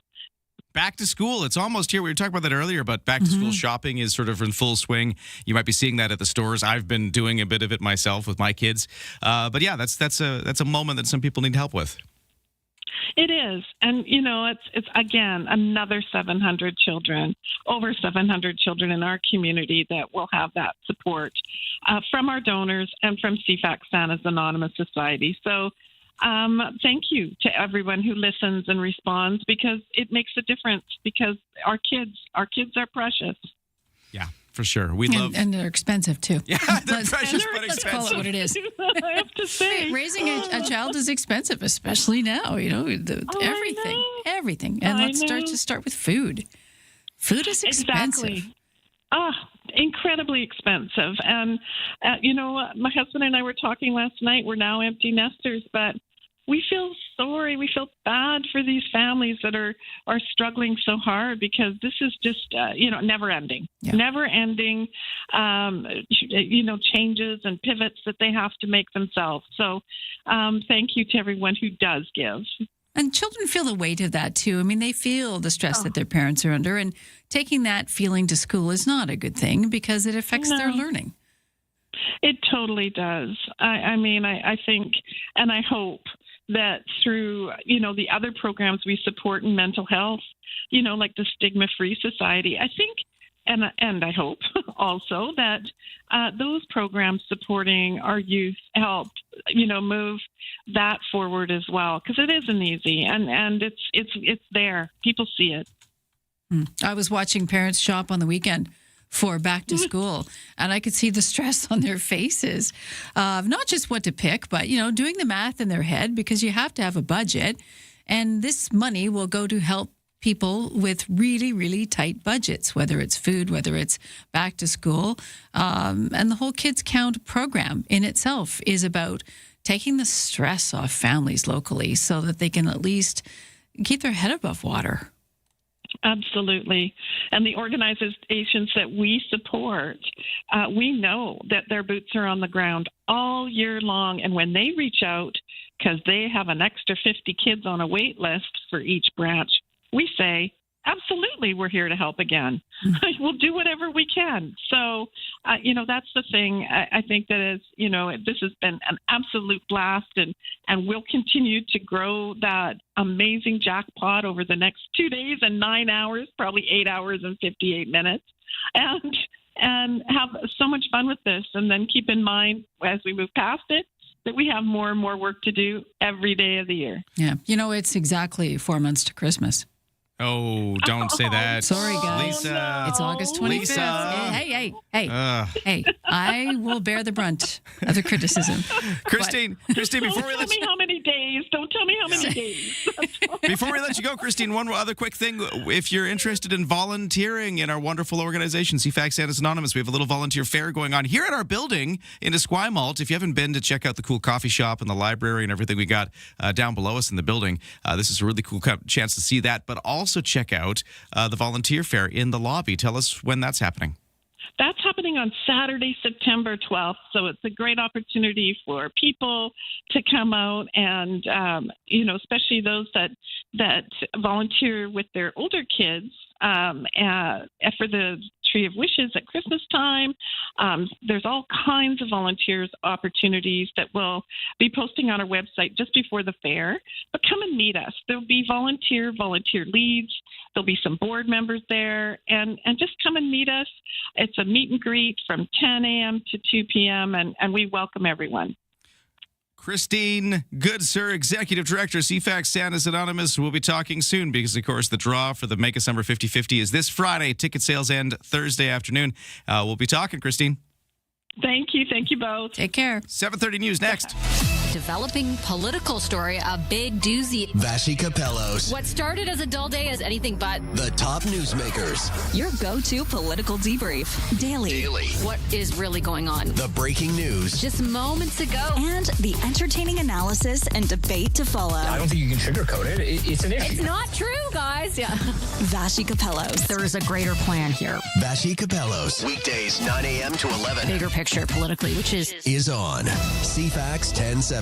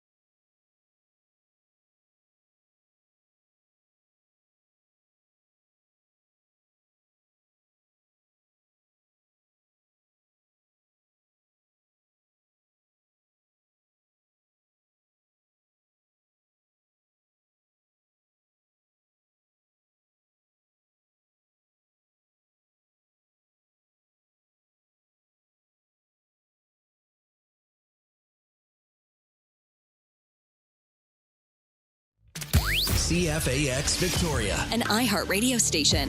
If it's happening, it's here. CFAX 1070.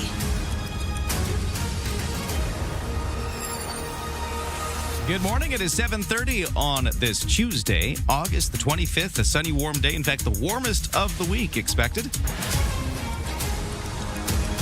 We'll get to the full forecast in a moment. Right now, the news begins with Lisa Best. Our counter-tariff details expected to come in the next 30 minutes or so after the war. Words erupting from trade tensions between the Premier of Ontario and the U.S. President. This came after Donald Trump claimed the U.S. did not need Canada and threatened to increase tariffs on the auto and steel sectors to 50% starting on January 1st. Here's CTV's Mike Lucatier with the latest. Ontario Premier Doug Ford went after Trump on radio. Well, he can kiss my ass as far as I'm concerned. We're going to go at him full steam. That comment may have teed off Trump, who responded online with another post, calling Carney governor and Ford a flunky for the prime minister. You know, your own people, President Trump, don't even like you. and they're going to speak loud and clear when it comes to the midterms. Ford also floated the idea of export taxes on products the U.S. needs, like energy, potash, and critical minerals. It's something premiers and the Prime Minister have been hesitant to consider, but in French, Carney said all options are on the table. The Prime Minister has threatened dollar-for-dollar counter tariffs on the U.S. starting the day after Labor Day. The federal government releasing more details about those counter tariffs in the next hour, along with relief measures for workers and businesses affected by the escalations. Now, U.S. President Donald Trump says now he's thinking about renaming Lake Ontario, calling it Lake America.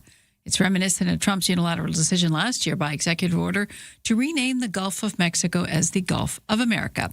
Trump says he's considering this latest name change because he says his administration doesn't expect to be doing much business with Ontario anymore. Yesterday, of course, he and Doug Ford traded barbs in the media over the trade war. Lots of chatter stateside about this. CTV's Abigail Beeman is there, explaining how U.S. officials are describing why talks broke down. They were offered quite a good deal. They chose to reject it. They came in with a bunch of unreasonable last-minute demands. One by one, members of the Trump administration blame Canada for leaving a so-called good deal on the table, suggesting the Prime Minister walked away for his own political gain. It certainly doesn't make economic sense, but perhaps for political reasons, they have some by-elections coming up. They wanted more, and we weren't prepared to do that. A number of trade experts believe talks could resume later this fall after a cooling off, while the vice president himself characterized negotiations as still ongoing. And fresh tariff threats on Canadian vehicles and parts have raised concerns in Windsor, the heart of Canada's automaking industry. The mayor there, Drew Dilkens, says the levies would cost jobs if imposed, and he hopes sensible minds will prevail before that happens. This is a layering on of more pain and more cost that is completely unnecessary because the environment that we created, this trade environment we created, we built it together. We built it as an integrated supply chain, and for good reason. Dilkens pointed to the upcoming U.S. midterm elections as a chance to highlight the potential consequences of a tariff dispute in swing states such as neighboring Michigan. And a man who killed 3 generations of a BC family during a camping trip in the 1980s has been denied parole again. David Innes shot and killed 6 members of the Johnson Bentley family when they were camping in 1982. He was sentenced to life in prison with no chance of parole for 25 years. Crystal Wolf is the great niece of Bob Johnson. She says the family continues to keep the names of the victims alive. My grandpa talks about his brother and his nieces. We just keep the memory alive. We continue just to talk of who they were, the funny stories that used to be had. In West Bank or West Kelowna, there is a swimming pool there, and it's Johnson Bentley Memorial Pool, so it's named after them. So when you go in, you see their pictures. Nice touch. And on the wildfire front, there are 165 fires burning this province this hour. 64 are considered out of control. There's been 56 new starts in the last 24 hours. There's 21 fires burning across Vancouver Island, including 3 considered out of control yesterday. There was 6, so crews are doing good work on those. Firesmoke.ca shows wildfire smoke levels are increasing for a few hours this afternoon, but will clear later this afternoon across southern Vancouver Island. That's your news to 7:35.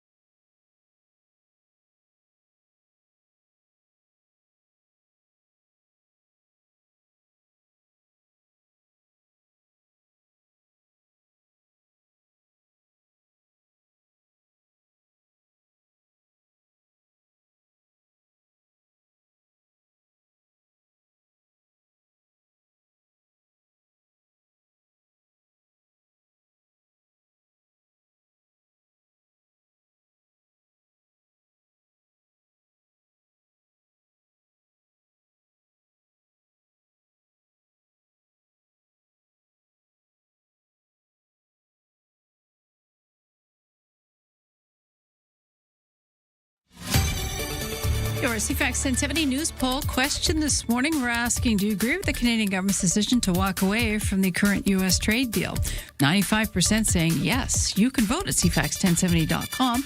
Also on the iHeartRadio app. I'm Lisa Best, News Time 7:36. And we're going to keep talking about it. Elizabeth May, local member of Parliament and Green Party leader, will be our guest in just a few moments as we continue to get reaction. And your texts, too, at 71010. A lot of listeners with opinions and thoughts on the latest trade war with the United States. Let's get into all that in just a moment, but first to the sports, where we have the victorious Shamrocks and the Coquitlam Adnacks heading into Game 6 of the Best of 7 WLA Final Series, with the Adnacks leading 3-2. So in order to stay alive, the Shamrocks have to win tonight. And if they do, they will force a Game 7 back home at the Q Center this Thursday. If they lose, of course, it's all over, and it'll be the Adnacks who will be declared the WLA champions.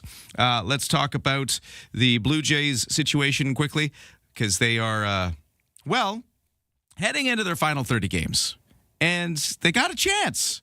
TSN's Steve Phillips says every single one of these games coming up, every single one of these 30 games, is going to be against a team that has a losing record. Nobody would have predicted that this was a chance, right? That with 30 games left, they legitimately have a chance to be a playoff team. Everybody is under 500 on the remainder of the schedule. They've got the second easiest strength of schedule over the remaining part of the season. And so why not the Blue Jays? I think they've underachieved. They're better than what they performed. Toronto remains 2 games back of a playoff spot as of this morning. The Kansas City Royals are in town tonight to kick off a 3-game series. And the Seattle Mariners with a win last night. They came up with a 9-2 victory over the visiting Philadelphia Phillies. And that is your CFAX 1070 Sports to 738.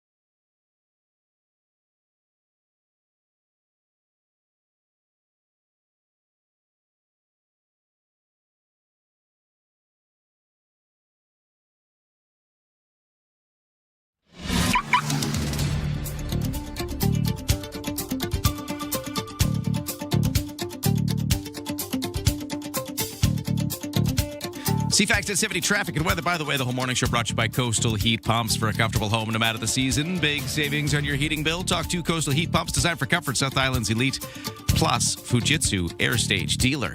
The roads are looking clear. Like I was saying, here's an example. So get a little estimate of how long it would take to go from, where Starlight Stadium is in Langford, that neighborhood of Langford, all the way to downtown Victoria. Taking you 30 minutes right now. It's a very nice, civilized amount of time. Doing the speed limit. Yeah. Wow. You got the speed limit. You're going from Langford Lanes to downtown Victoria during a morning commute. Only 30 minutes. That ain't bad. There's an example of how things are actually... Enjoy it now. Yeah. Looking good for the moment as summertime continues. 8 o'clock sailing from Swartz Bay to Swanson. That one is looking fine, too. No sailing weights there. And the weather, warmest day of the week, sunshine. We got a humidex of 29, so feeling like 29 in the humidity. High of 24 otherwise. A little windy off the water, though, making it feel cooler by the Wandafuka Strait.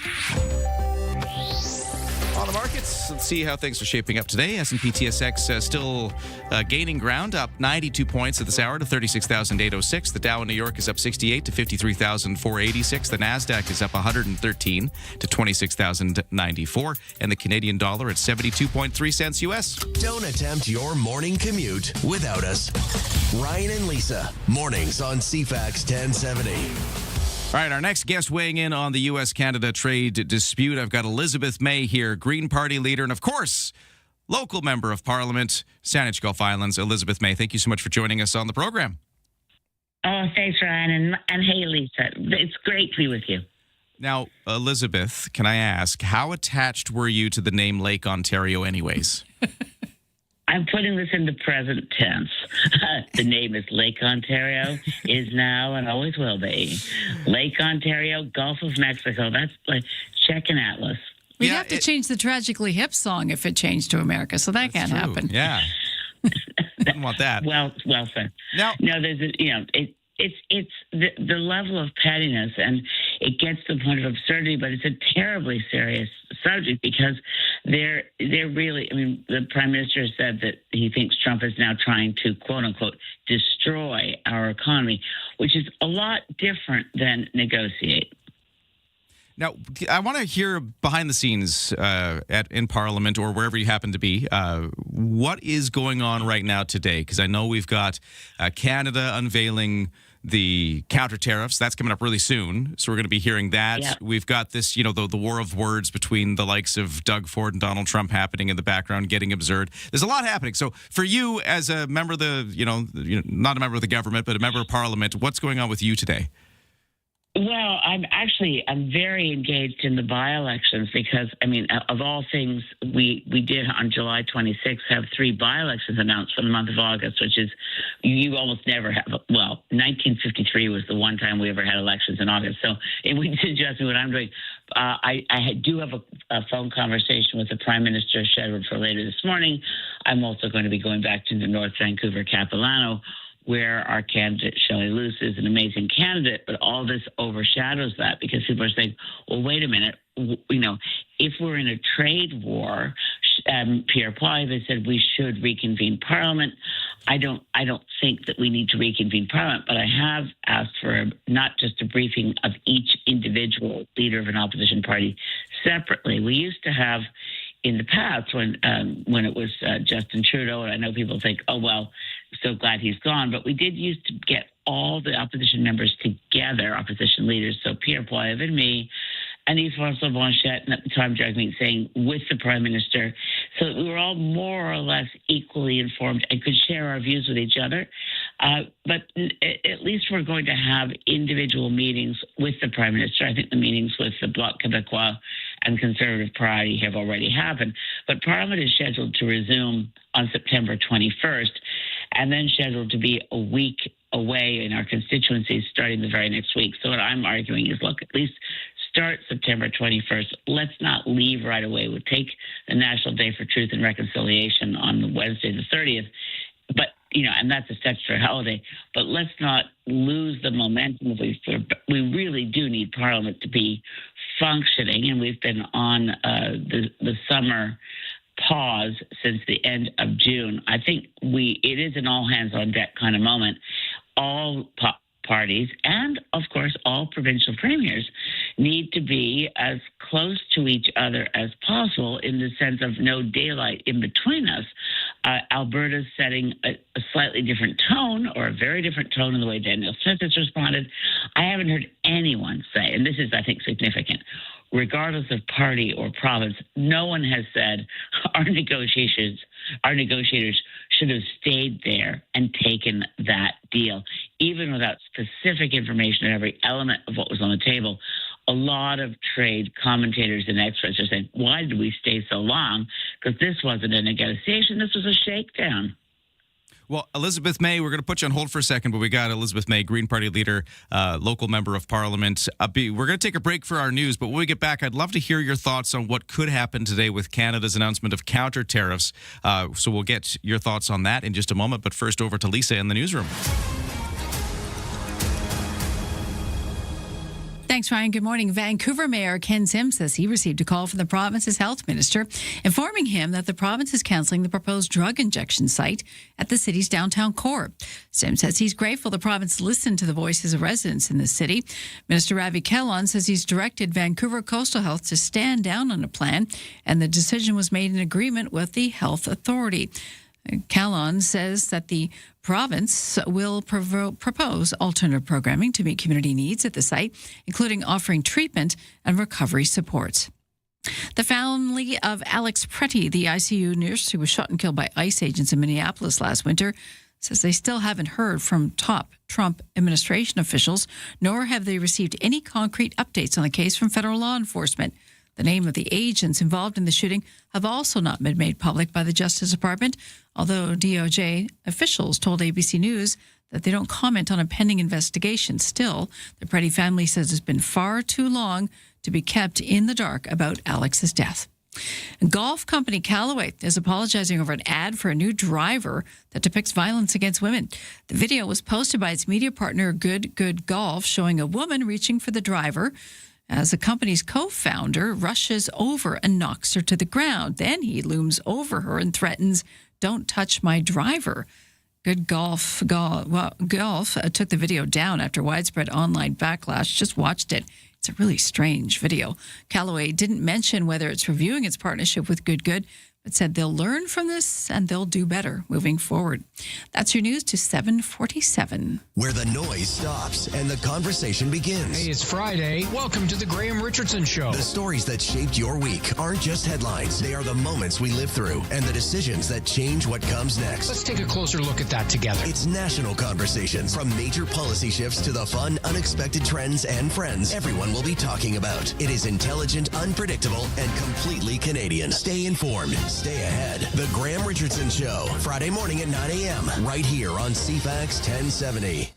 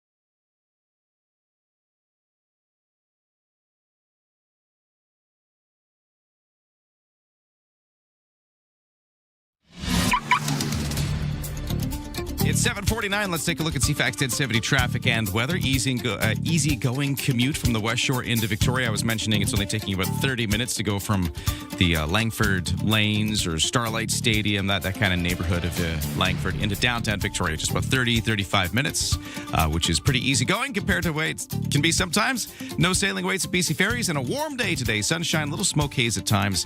Humidex of 29, so feeling quite warm in that humidity. Otherwise, it's a high of 24. And windy by the Wandafuka Strait, so it will be cooler if you're by the water.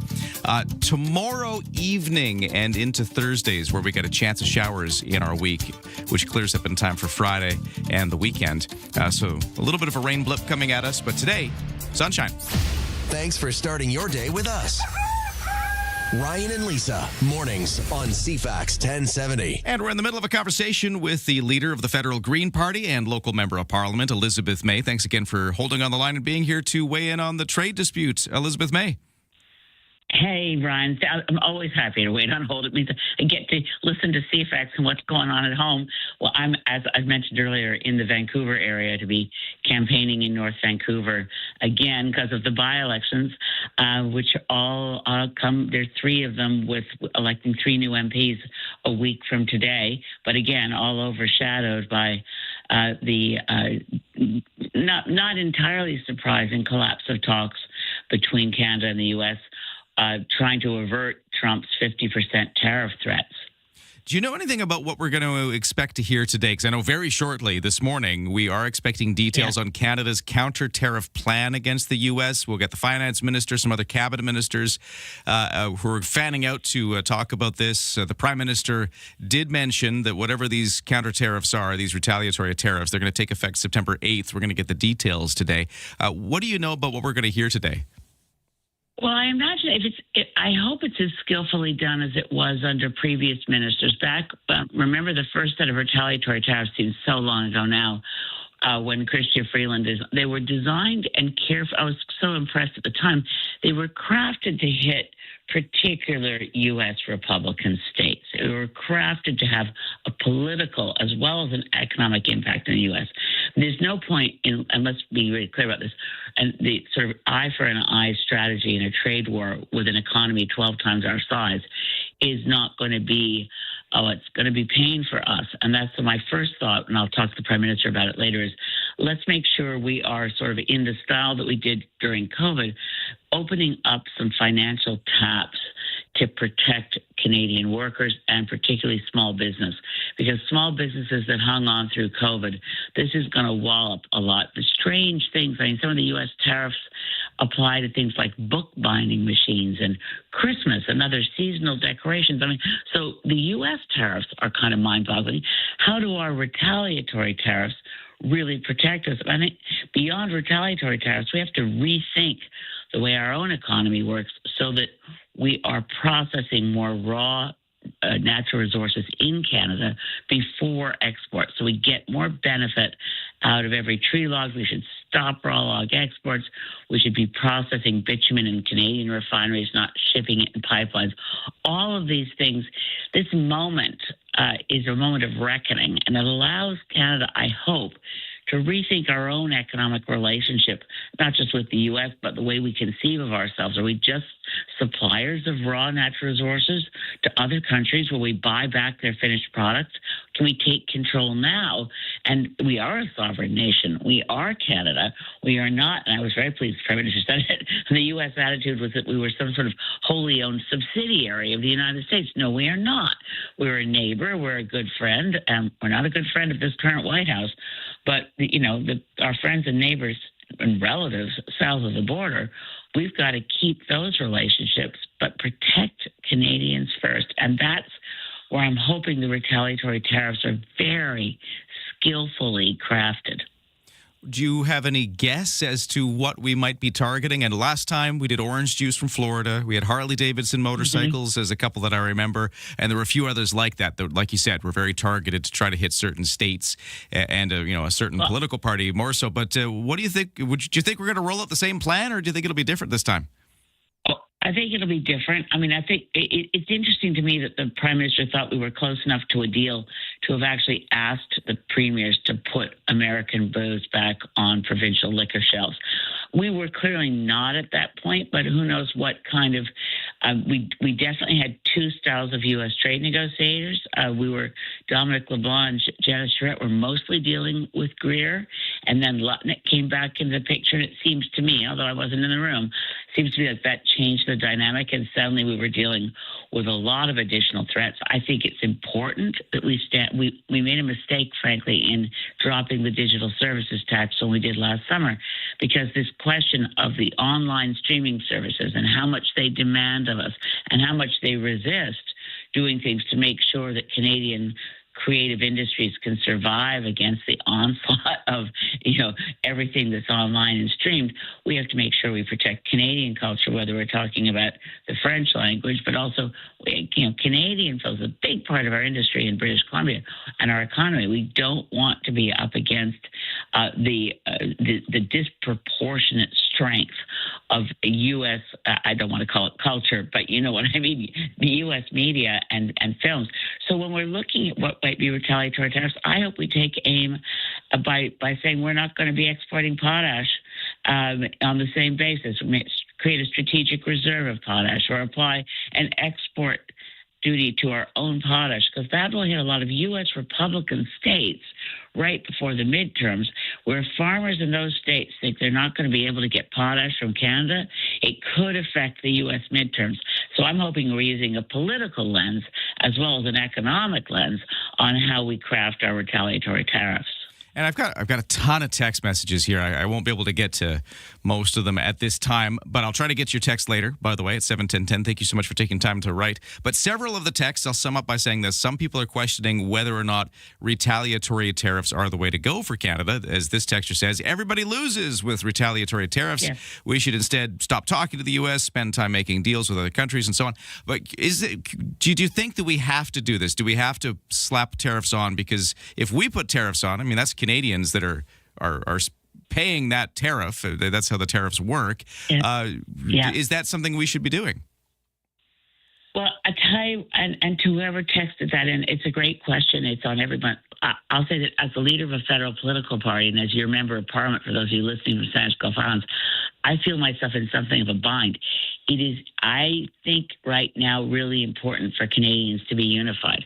So to the extent that I might be second-guessing what the Prime Minister is about to do, I won't do that because I don't want, as I said, I don't think there should be daylight between any federal political party and what our negotiating team is doing. I don't think we should go back to any negotiating table. I'll be really clear about that. They weren't negotiations. This was extortion. I don't think the retaliatory tariffs should be the only string in our bow. We better develop a lot of alternative approaches at the same time, and we should be prepared that where retaliatory tariffs hurt Canadian consumers and small business, we've got a plan to backstop that, to make sure that Canadian small business can compete, can stay in business. And of course, as Canadians, we've got to ramp up our Buy Canadian focus and make sure our grocery store chains, make sure wherever we're doing our shopping is also committed to honest labeling and making sure we know that we're buying wherever we can, buy British Columbia, buy local, and make sure that we're protecting our neighbors and friends in other industries. Clearly, right now with the closure of mills in Canada, the pulp and paper sector is in real trouble, and with these completely unfair tariffs on softwood lumber, I think we should focus a lot of the effort. And I mean, the U.S. said they just applied a tariff on Canadian hockey sticks. Well, as everybody who is a hockey playing family out there knows, hockey sticks are mostly made in China. They're not made out of wood so much anymore. But that was a clear attempt by the U.S. to target something identified as Canadian. Nothing's more Canadian than a wooden hockey stick made in Canada. They're going to target things that are culturally designed, symbolically designed. We have to make sure that, no Kentucky bourbon up here, thank you very much. But on top of that, we have to make sure that our artists, painters, craftspeople can get their products into the U.S. and stay in business. And we have to diversify our markets. So far, 90% of Canadian fossil fuel exports, and as you all know, I'm against building any new fossil fuel infrastructure. It makes no sense to build more pipelines where there aren't markets and hardwire us more into the U.S. economy. So let's find ways, again, expanding our relationship with other Commonwealth countries, expanding our relationships with the European Union, and particularly with countries in Latin America, where we don't have, the Mercosur is one region where we don't have an existing trade deal. We've got a trade deal with the EU. We've got trade deals with most of the countries certainly in the Commonwealth, but we can do more to expand our relationships with Brazil and with Brazil being the powerhouse economy if we're looking to South America, Latin America. And again, looking to Mexico, President Sheinbaum has managed so far, and good luck to Mexico, is certainly rooting for countries that have been traditional allies of Canada not to be clobbered by Trump in the way he seems to have set his sights on Canada. I do feel like sometimes it's only a matter of time, though. So be cautious with all of that. Other countries, let Canada be an example of what happens. But anyways, we got to let you go because we're right out of time. Elizabeth May, Green Party MP, and we're waiting on details of Canada's counter-tariff plan against the U.S. That'll be hitting the news airwaves in moments here. So Elizabeth May, we'll be talking again soon. Good luck with all the by-elections. I'll stay in touch, and thanks so much. Take care, everybody. Have a great day. 8 o'clock news next on CFAX.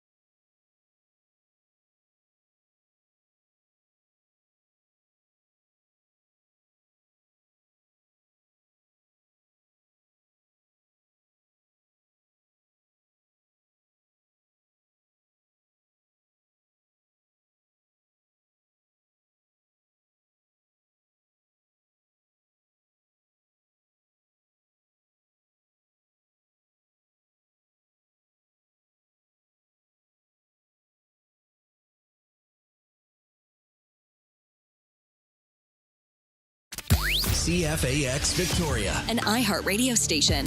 If it's happening, It's here. CFAX 1070.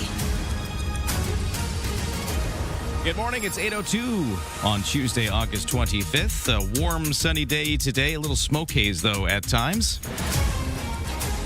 We'll get you a full forecast in moments. Right now, the news begins, and here is Lisa Best. Details coming shortly from Ottawa on Canada's counter-tariff plan against the U.S. Finance Minister Francois Philippe Champagne and other cabinet ministers will also lay out supports for workers affected by tariffs. Prime Minister Mark Carney said on Saturday that the retaliatory tariffs would take effect on Tuesday, September 8th. Meanwhile, the U.S. president is escalating his trade war. Here's ABC News chief political correspondent Rachel Scott at the White House with the latest. Talk about a tit for tat between the U.S. and Canada. Look, this is one of our largest trading partners. Obviously, it's our closest ally right to the north. President Trump imposed that 50% tariff on about $20 billion worth of Canadian goods. Canada's vowing to respond. President Trump now says that he'll slap 50% tariffs on Canadian car parts, cars, trucks, and steel. And Mark Carney is now saying that he's going to announce even more tariffs, retaliatory tariffs, this morning. We'll have details for you on that as it comes in from Ottawa. Flight attendants at WestJet ratifying the new collective agreement with the airline. So if you're holding a ticket, you can breathe easier. More than 90% have voted in favor of the deal that features a more than 18% wage hike over 3 years, as well as new compensation models for work hours completed on the ground. The new contract is in effect from January 1st of this year and for the next 3 years. On the tarmac in Montreal, an air traffic controller now in life-threatening condition after being hit by a plane that was backing up last night. Local police say that's when the aircraft was backing up on a runway at Montreal's International Airport, and emergency services were called to the scene at around 7:30 p.m. Eastern. Officers and crime scene investigators remain on site to determine the causes of the accident. The Montreal Police Service confirmed to the Canadian press that the case will be transferred to the Commission on Standards, Equity, Health, and Safety at Work, as it is a workplace accident. Naira Ahmed, the Canadian Press. In the U.S., the family of Alex Pretty, the ICU nurse who was shot and killed by ICE agents in Minneapolis last winter, say they've yet to hear from the top Trump administration officials, nor have they received any concrete updates on the case from federal law enforcement. The names of the agents involved in the shooting had not been made public, although the Department of Justice officials told ABC News that they don't comment on pending investigations. Still, the Pretty family says it's been too long and they've been kept in the dark too long about Alex's death. Alex's mother, Susan, in an exclusive interview with George Stephanopoulos, says she wants answers. They murdered our child. I understand that immigration, there's a policy in place. I understand that. But this is not the way to do it. People need to be held responsible when they murder people in this country. Video shows Alex Pretty being shot 10 times. Pretty had a firearm with him, but he was legally permitted to carry it. And that is your news to 8:06.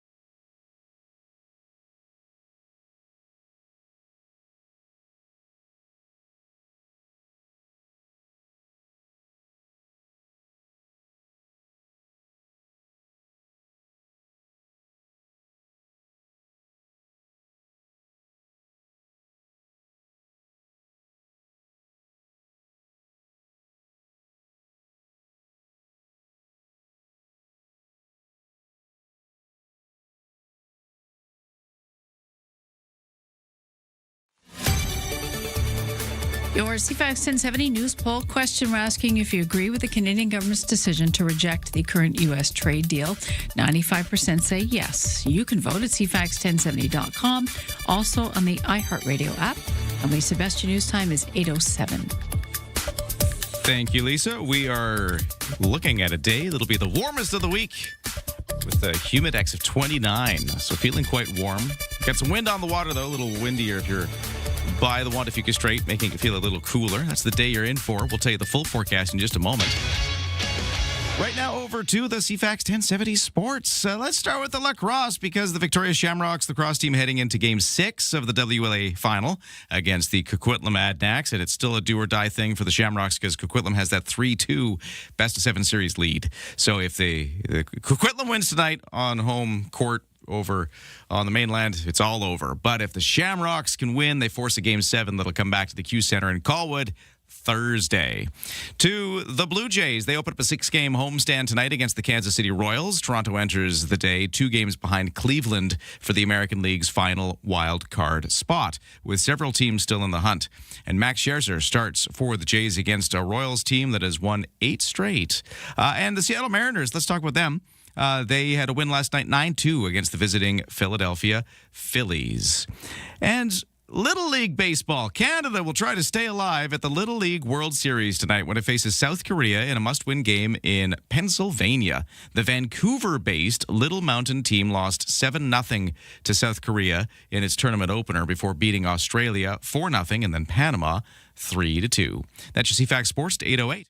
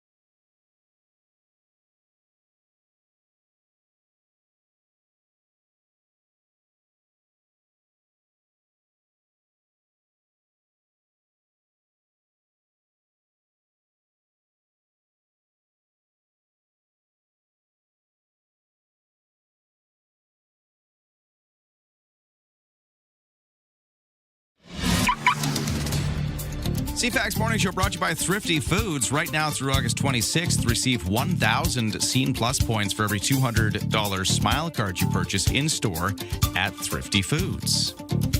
Traffic and weather. If you are commuting today, it is fairly easy commute. No major problems, no major crashes or accidents.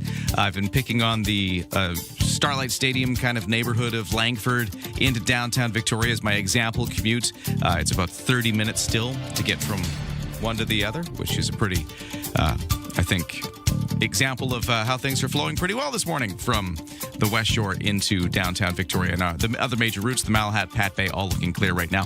No sailing waits at BC Ferries. In the weather forecast, sunny today, a little smoke haze could be here at times. We'll see some wind off the Wantafuka Strait. Otherwise, a high of 24, humidex of 29. That's about as warm as it's going to get this week. Tomorrow, it's sunny with a high of 20. With a chance of showers by the evening, and that chance of showers will last overnight and into Thursday. Then it clears up for Friday and the weekend. A little cooler, though. After today, temperatures will be more in the 20-degree range as a high rather than the mid-20s with all the humidity we're seeing today. Right now for the temperatures, well, it is warming up into the day on this warm one. 17 degrees at the airport. On the markets, S&P TSX up 102 points to 36,816. The Dow is up,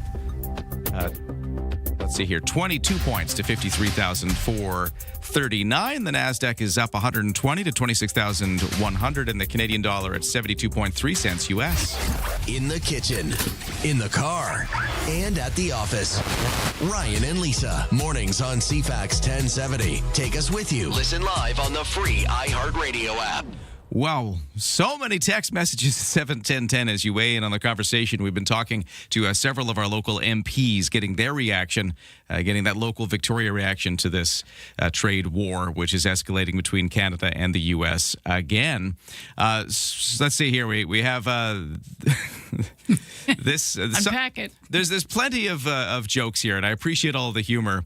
That makes us feel a bit better. Kind of around the Donald Trump today threatening to rename Lake Ontario as Lake America. So a lot of those texts. But this one here says, I'm not an expert. I know it's way more complicated than most understand. The power of the people is we talk with our wallets. The U.S. took notice when we stopped traveling south.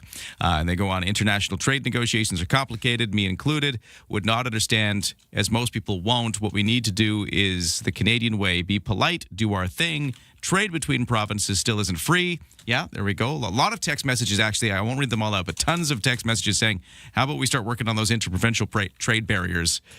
Yeah, as a way to try to, help with all of this. Good Anyways, point. Texter continues, reacting to each tweet will not help. One voice, the Prime Minister, is all they should be hearing. We can speak spending our dollars at home.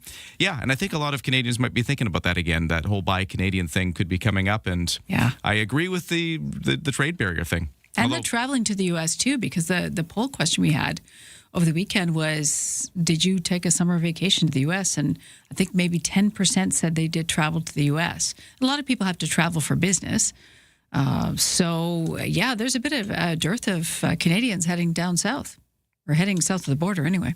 Yeah, so many text messages, a lot of different themes, but jokes about Lake Ontario, interprovincial trade barriers, and a lot of texters just mentioning that these trade deals are complicated. Yeah, it'll be great to see the details, but at the same time, would we really benefit from that as much as some people are saying we will?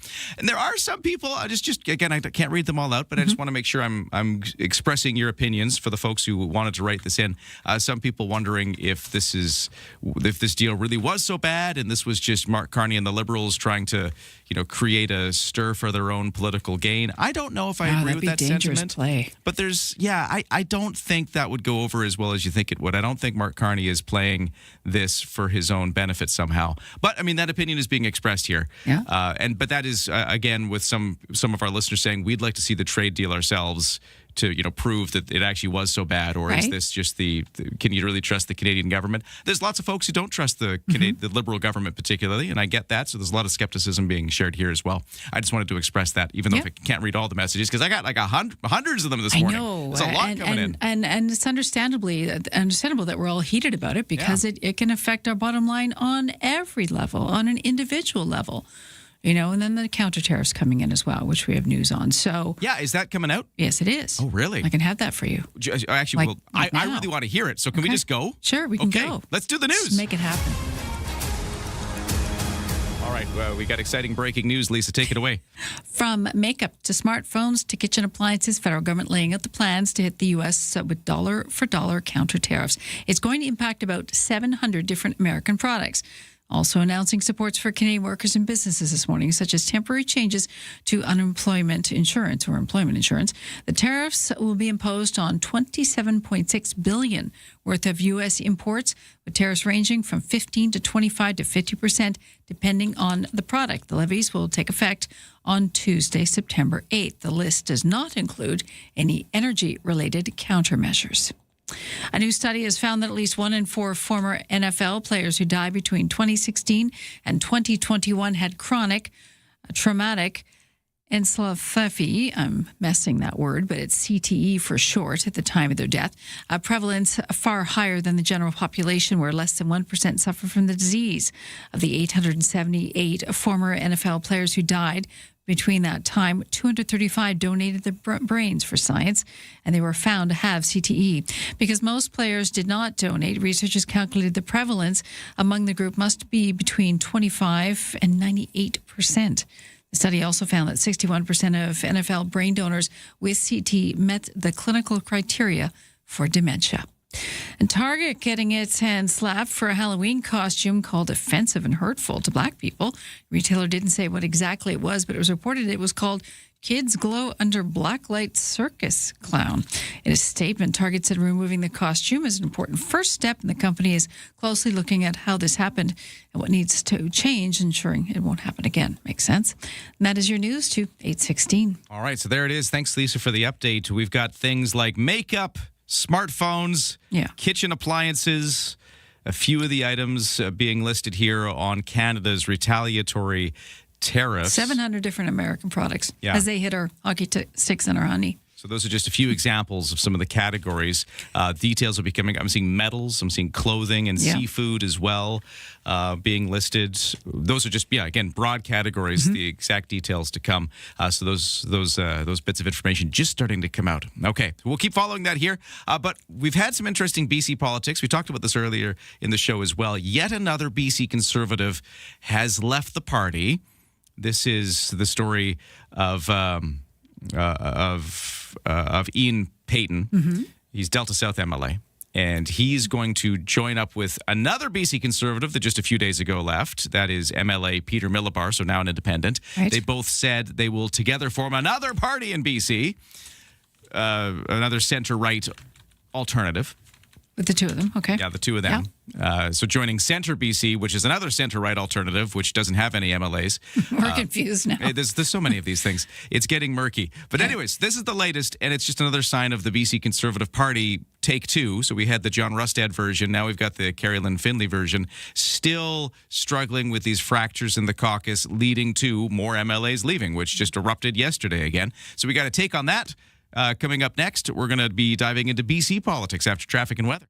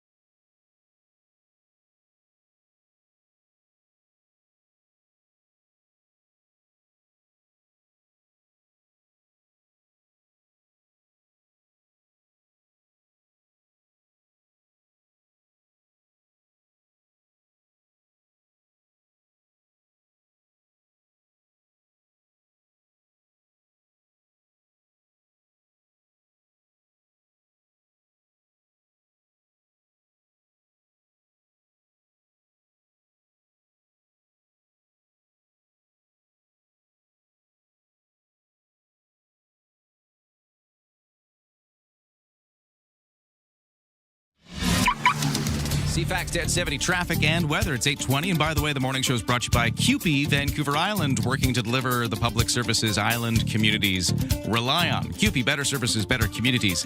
Okay, so for the traffic and weather, still no crashes or accidents. I'm not seeing any specific problems, and the volume delays are fairly typical for the summer conditions out of the West Shore into downtown Victoria. Actually, no, just reported to me a collision on Gorge Road East, not far from Harriet Road. I don't know how bad that is, but just seeing that report now. Could be a fender bender. Gorge Road East, Harriet Road. If you have details, let me know. Over to the weather forecast, where it is going to be a sunny day, maybe some smoke haze at times today, and some wind off the Juan de Fuca Straits. Highs of 24, a humidex of 29. That'll make it the warmest day of the week. It kind of cools off from here. I mean, not cold, but temperatures more in the 20-degree range. And by tomorrow night and Thursday, we've got a chance of showers in the forecast. Right now, warming up, though, into that warm day, 17 degrees.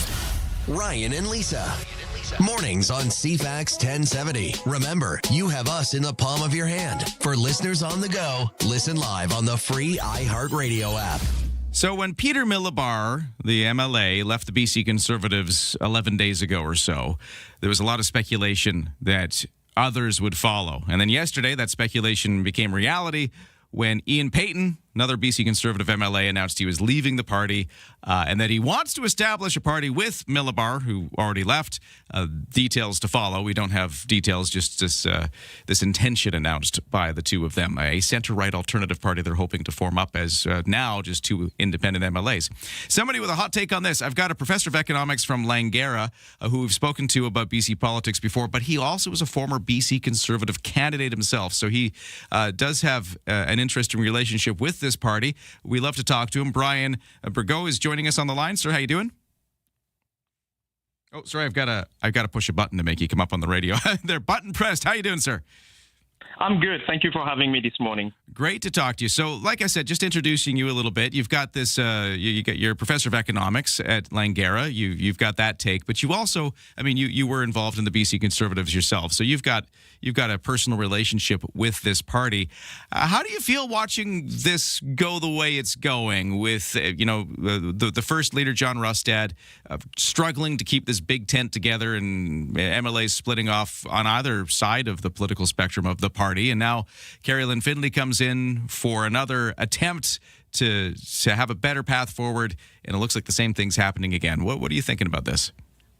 Yeah, we always knew, right? When we got I want to call it the forced merger in September 2024, when the BC Conservative and BC United just became one party, we always knew that at some point down the line, there would be some sort of ideological conflict between the two wings. So I guess it's a day of reckoning. The issue for me is really that Carrie Lynn Findlay and her team are not helping. This party was already divided, and we saw it in the leadership race. She won with 51%, 60 votes in total. But then instead of uniting the party, she has decided to just assume that she won with 80%, and you replace 80, 90% of the staff, and you just change completely, even though things were working in terms of polling and, fighting WDB. So I think that's the main issue I see out there. Do you think, and I believe you've mentioned this on your social media, do you think in hindsight's 2020, I know, but in hindsight, was it a mistake for the BC United and the BC Conservatives to do that thing, where the BC United said, okay, we're going to step back and not run anybody, except here's some of our members that'll run with you. I mean, I guess that wasn't necessarily done at the high levels, but there were a number of candidates who would have been BC United candidates who decided to join up and run for the BC Conservatives themselves, now that, their own party wasn't running anymore. For all of those members, it seems like in hindsight, was that the right thing to do? Are we seeing that might have been a mistake? I can see the argument that it was maybe a mistake. I mean, it was the right thing to do in the sense that it gave us the chance to really win government and beat WDB. But the way it was done so fast without really any discussion, and the fact that, the BC Conservative had risen from 2-3% to 30-35 by being truly a conservative party out there, and all of a sudden we were getting those moderates and those centrists out there without much say in it.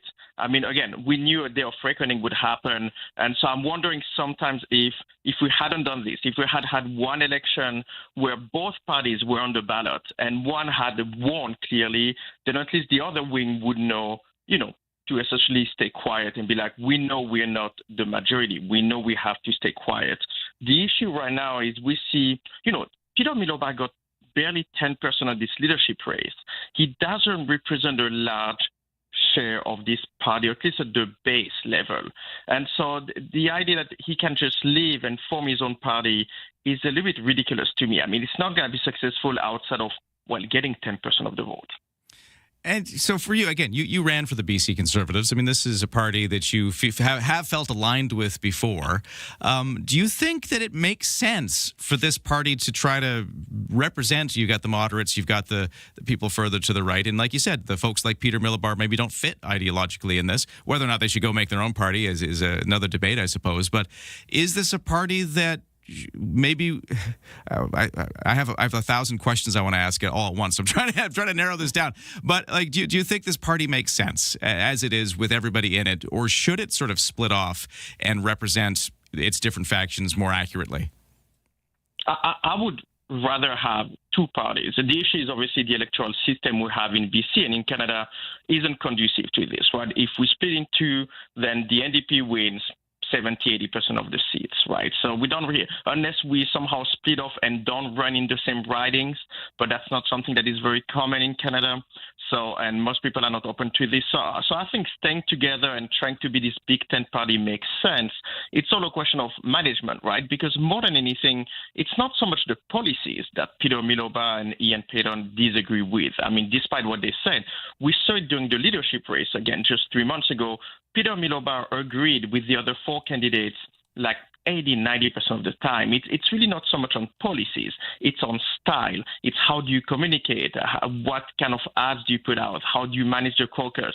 So when it comes down to those issues, much more than left-wing, right-wing policies, they should really be able to work together. But I guess both sides are really not willing to compromise right now. So, I mean, at this point, I don't know, maybe two parties and you just make a deal, it almost happened, right, in 2024. For a while, Kevin Falcon and John Rustad were negotiating ridings, right? You take the interior, we take the island, you take Richmond, we take North Van. So maybe something like this would actually make more sense, but it's not typical in politics. More drama this week with the BC Conservative Party, with MLA Ian Paton leaving, and we're getting a reaction to it from Brian Brago. He is a professor of economics at Langara, but he is also a former BC Conservative candidate himself with his own relationship with the party, which is why we love to talk to him and get his take on these things. Thank you so much for talking to us today. Thank you so much. Always a pleasure. We'll take a break. We got the 8:30 news coming up next, including more details on Canada's retaliatory counter tariffs on the U.S. We've just been learning those details within the last few minutes here. So, Lisa, with that story and more coming up next.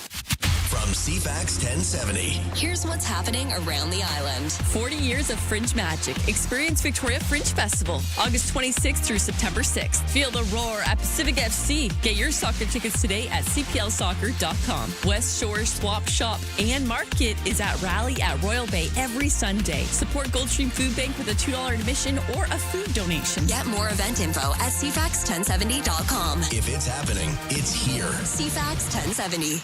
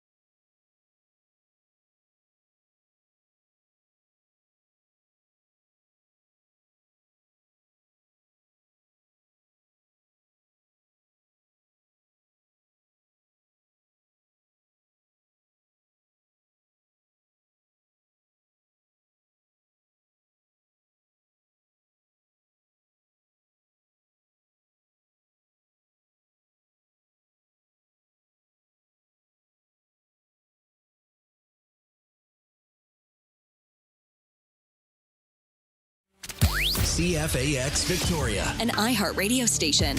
If it's happening, it's here. CFAX 1070.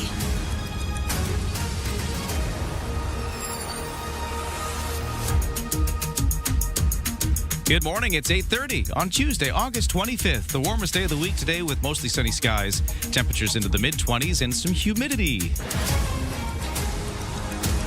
All the details to follow, but right now the news begins. Here is Lisa Best. We start with the heated emotions in Ottawa. The federal government upping tariffs on U.S. steel and aluminum products. The information out last hour, 25 to now 50% in retaliation for the U.S. imposing tariffs last week on nearly $28 billion worth of Canadian goods. Ottawa will also impose 50% tariffs on clothing and apparel, and a levy of 25% tariffs on appliances, dairy products, seafood, and certain steel and aluminum derivative products. Finance Minister François-Philippe Champagne says the government is matching the dollar amount of the U.S. tariffs. Canada's counter tariffs are designed primarily to provide protection for Canadian industry impacted by U.S. tariffs and allow them to compete against U.S. products in the Canadian market. It's all about fairness. It's all about level playing field. It's all about supporting Canadian workers and Canadian businesses.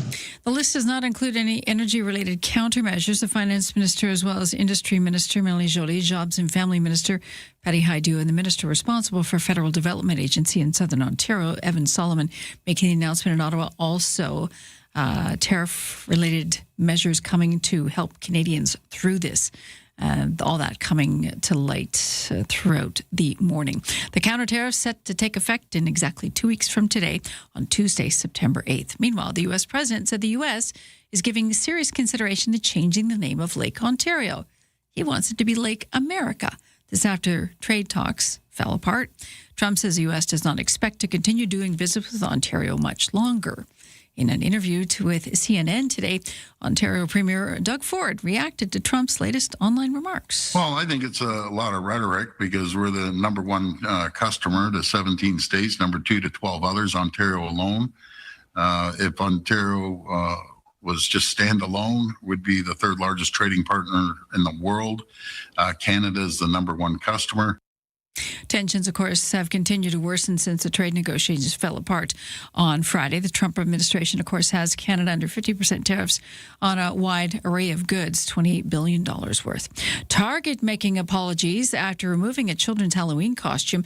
It was widely criticized as racist. The images of the costume are being compared to racist caricatures, evoking blackface. Target now acknowledges the costume should have never been for sale, saying, "As a company, we got this wrong, and we are deeply sorry. We know this is especially hurtful for our Black guests, team members, and partners. Removing the costume is an important first step, and we are looking closely at how this happened." Golf company Callaway is apologizing over an ad for a new driver that depicts violence against women. The video was posted by its media partner Good Golf, shows a woman reaching for a driver as the company's co-founder Garrett Clark runs over to her and knocks her flat to the ground. Then he hovers over her and warns, "Don't touch my driver." Good Golf took the video down after widespread online backlash. It is a very disturbing video to watch. It doesn't feel like you're watching an ad at all. Callaway didn't mention whether it's reviewing its partnership with Good, but did say it's going to learn from this and do better moving forward. And since the school year is fast approaching and everyone's shopping back to school in record numbers, experts are also talking about kids' health. They say it's worth easing your kids back into a routine to get a good night's sleep.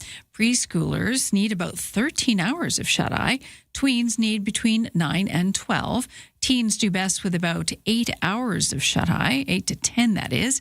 And to get back on track, experts also recommend setting earlier bedtime, about a week or two before school, or gradually going to bed 15 to 30 minutes earlier each night.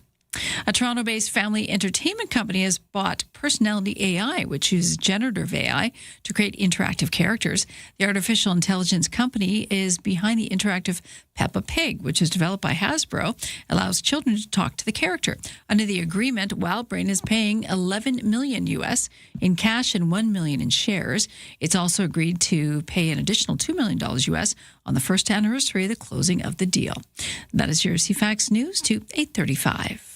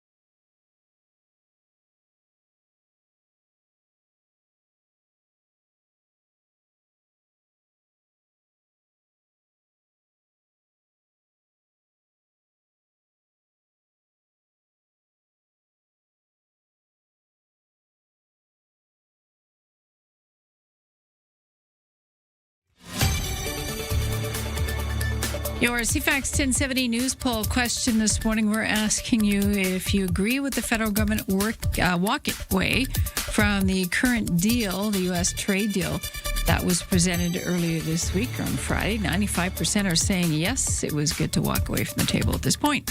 You can vote at CFAX1070.com, the iHeartRadio app, and you can also text us at 71010 with your opinion on the matter and your thoughts. Lots of text there. Because we've been trying to filter through them and pick some of the gems out, but they seem to be all golden, so we're trying to get to them. Yeah. That's your news day 37. Lots of takes at 71010. We're also just in the last few minutes, and you had it in your news too, Lisa, getting the details of what we're counter-tariffing, what tariffs will Canada put on U.S. products. So we'll continue to get into that. Stand by for more details. But first, we got to get into the sports, where the Victoria Shamrocks lacrosse team have a do-or-die situation again tonight versus the Coquitlam Adnacks. They got to go over to the mainland, though, and face the Adnacks on their home court. It's Game 6 of the WLA Final Series with the Adnacks up 3-2. However, if the Shamrocks can get a win tonight and stave off elimination, they will force a Game 7 at home at the Q Center in Colwood this Thursday. So we'll see how tonight's game goes. For the baseball scene, let's talk about the Blue Jays. It's now or never time for the Blue Jays as well, as they get back into action tonight with just 30 games to go in the regular season.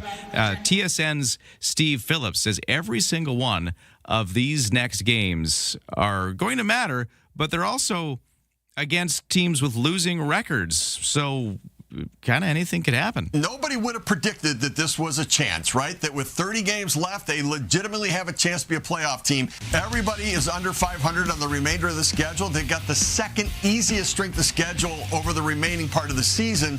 And so why not the Blue Jays? I think they've underachieved. They're better than what they performed.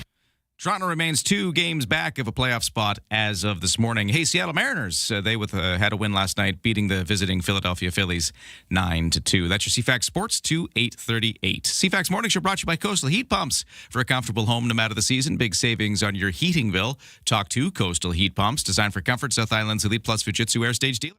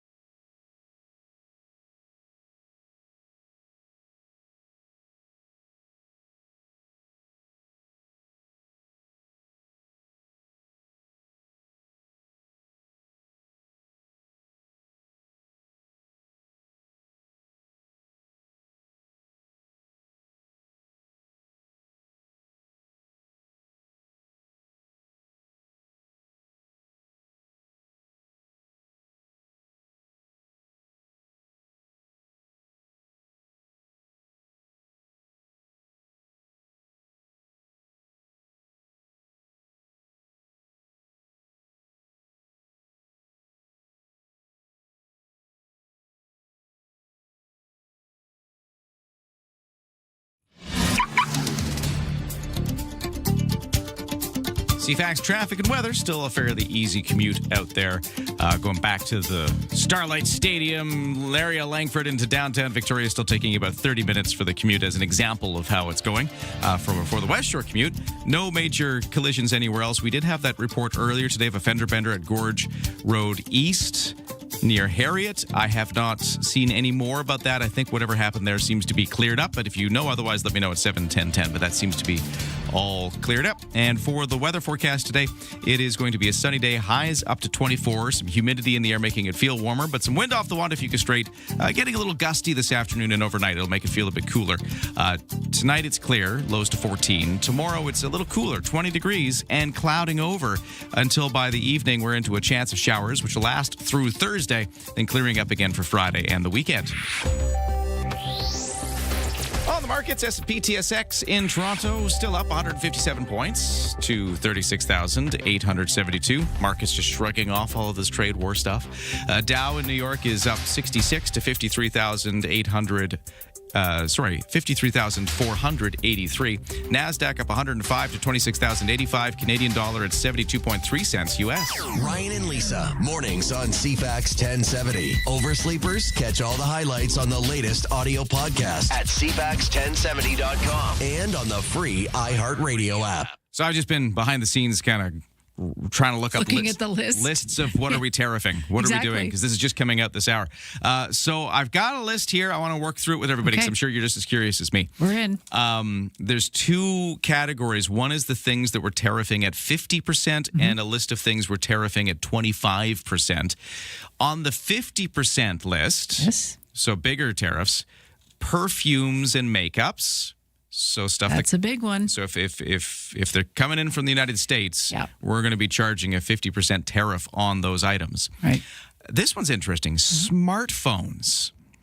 I was scratching my head because most major smartphone companies tend to have some kind of U.S. connection, but I think there's going to be some nuance here because even if American companies might be the ones making, say, the Apple iPhone is an American company, but it's not made in the States. They make those things in Asia, in China, those countries. But Donald Trump's been pushing to have them made in the U.S. However, you're right.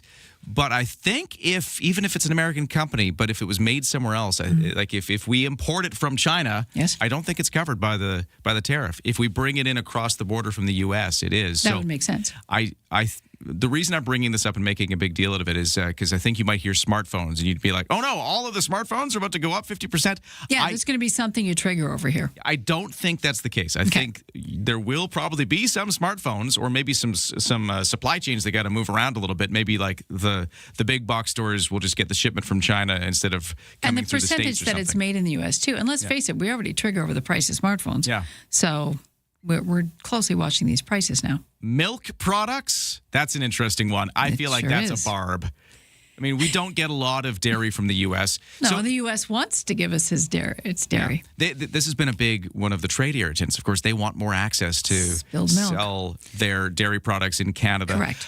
Interesting fact that came out during all of this, we do allow a certain amount. Yes, we have a very protected supply management system for dairy in Canada, but there is a small quota of American dairy that is allowed to come in, and we don't even meet that. Canadians... Well, we're talking things like cheeses and yogurts. Yeah, okay. Canadians are allowed to bring in more. We just don't, which is interesting. And now... We have our own. There's a tariff on those ones we do bring in. Okay.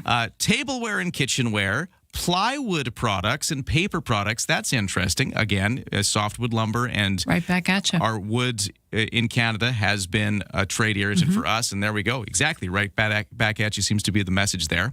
Honey, molasses, and malt extracts, doors, windows, and frames, and cutlery are all on the 50%. Yeah. It's not very sweet. Maybe we that's make only lots sweet of to honey. it. We make lots of We honey. have good bees. Then that was the 50% list. On the 25% tariff list, a variety of seafood products. Just wanted to mention, did you mention clothing when you mentioned makeup? Did I? I didn't. That's a big one. I'm looking at where clothing fits onto this Apparel. list. I believe it's in the 50%. Is it the 50% list? Yeah. Okay. That's what I saw. And that's a big one. Because I do see carpets and textiles in the 25% tariff list.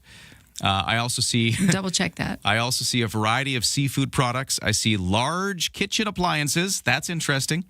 And this is weird because I mentioned milk products were in the 50% tariff.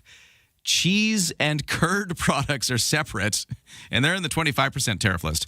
I don't understand why. So it's milk that's 50 because it's, we're doing tit for tat with the milk, and then cheeses and, it is 50% on clothing and apparel. Now, that's not an exhaustive list, but that's sort of the broad categories. I'm sure you can start diving into those, like what appliance and what smartphone and what milk. But these are all the things that affect you on a day-to-day basis. Yeah. So that is the list so far that we've got out of the federal government just this morning. The items Canada will be placing a counter tariff on in retaliation for what the U.S. is doing. So we'll continue to follow that. Okay. Appliances are on there. Yeah, well, I just bought a mixer, so yeah, there you go. All this stuff. Whenever you go to buy it, in 2 weeks from now, depending on supply. I mean, if it's already in stock, that's different, but we're going to see our prices change possibly. September 8th, is when those kick in, and which does give time for a walk back. Again, these have been threatened. Could in the next 2 weeks something happen? Things could change. Well, and some people are saying counter tariffs aren't necessarily the way to go. You don't fight fire with fire. But what's our recourse? Yeah, just sit and wait. I don't really know, and it's who we're dealing with that we have to consider too. So. Texter at 71010 says a tariff does not apply just because a shipment physically passes through the U.S. en route to another destination, provided it remains under customs control and does not formally enter the U.S. market. Right. And the texter continues with their cheese and milk is subpar. So wow. There you go. Hey, I like American farmers just as I like Canadian farmers, and I don't blame the farmers at all. They're just trying to make a living. It's just textures being spicy, and I get it. Hey, be spicy. We have all reason to be spicy. Exactly. 8:46. Over to the headlines. Here's Lisa.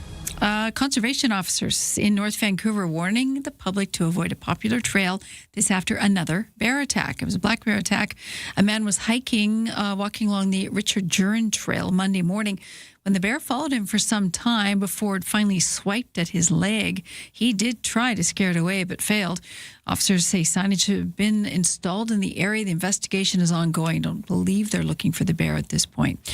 More on the federal government upping tariffs on American steel and aluminum, slapping new tariffs on U.S. clothing and other goods coming into Canada. Canada's tariffs on U.S. steel and aluminum going up from 25% to 50% now. The government imposing a 50% tariff on U.S. clothing and apparel, a levy of 25% on appliances, some dairy products, some seafood, and certain steel and aluminum derivative products. In retaliation, of course, this is for the new 50% tariffs from the U.S. on nearly $28 billion worth of Canadian goods. And the government also announcing a $7.5 billion aid package that includes new loan programs for businesses and more flexibility for employment insurance. So some help for our Canadians, hardworking Canadians. And Ryan triggers over this story, so I want to play it again. Australia's recorded music industry says tracks wholly generated by AI will be barred now from official charts. Australian Record Industry Association announced a crackdown today after a variation of Madonna's pop hit Like a Prayer, created by a Australian producer using AI-generated vocals and drums, spent 16 weeks in the charts.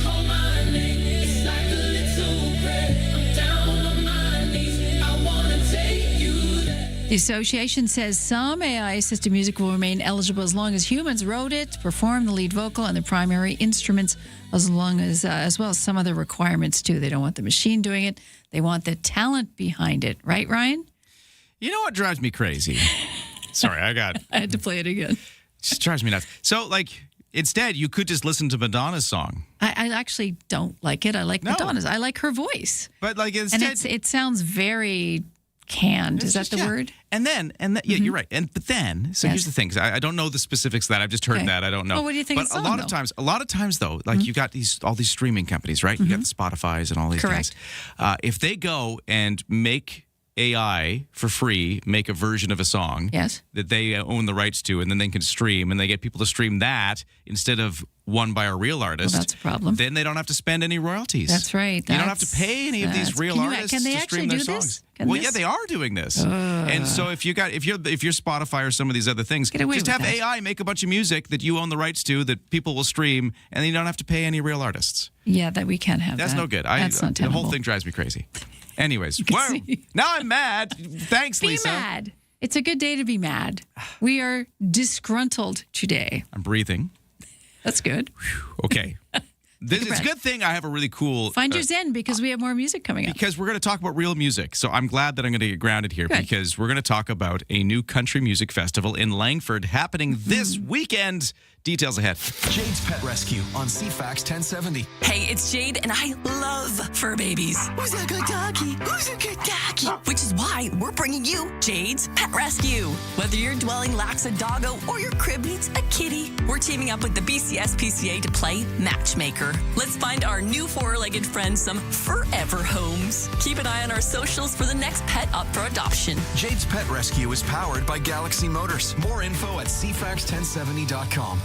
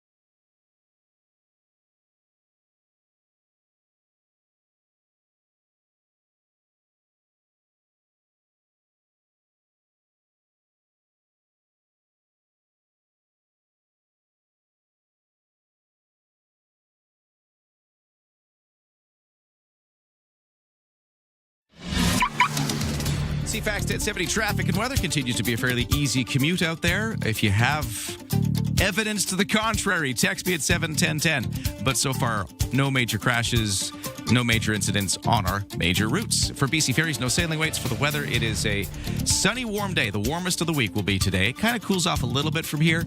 Highs of 24 today.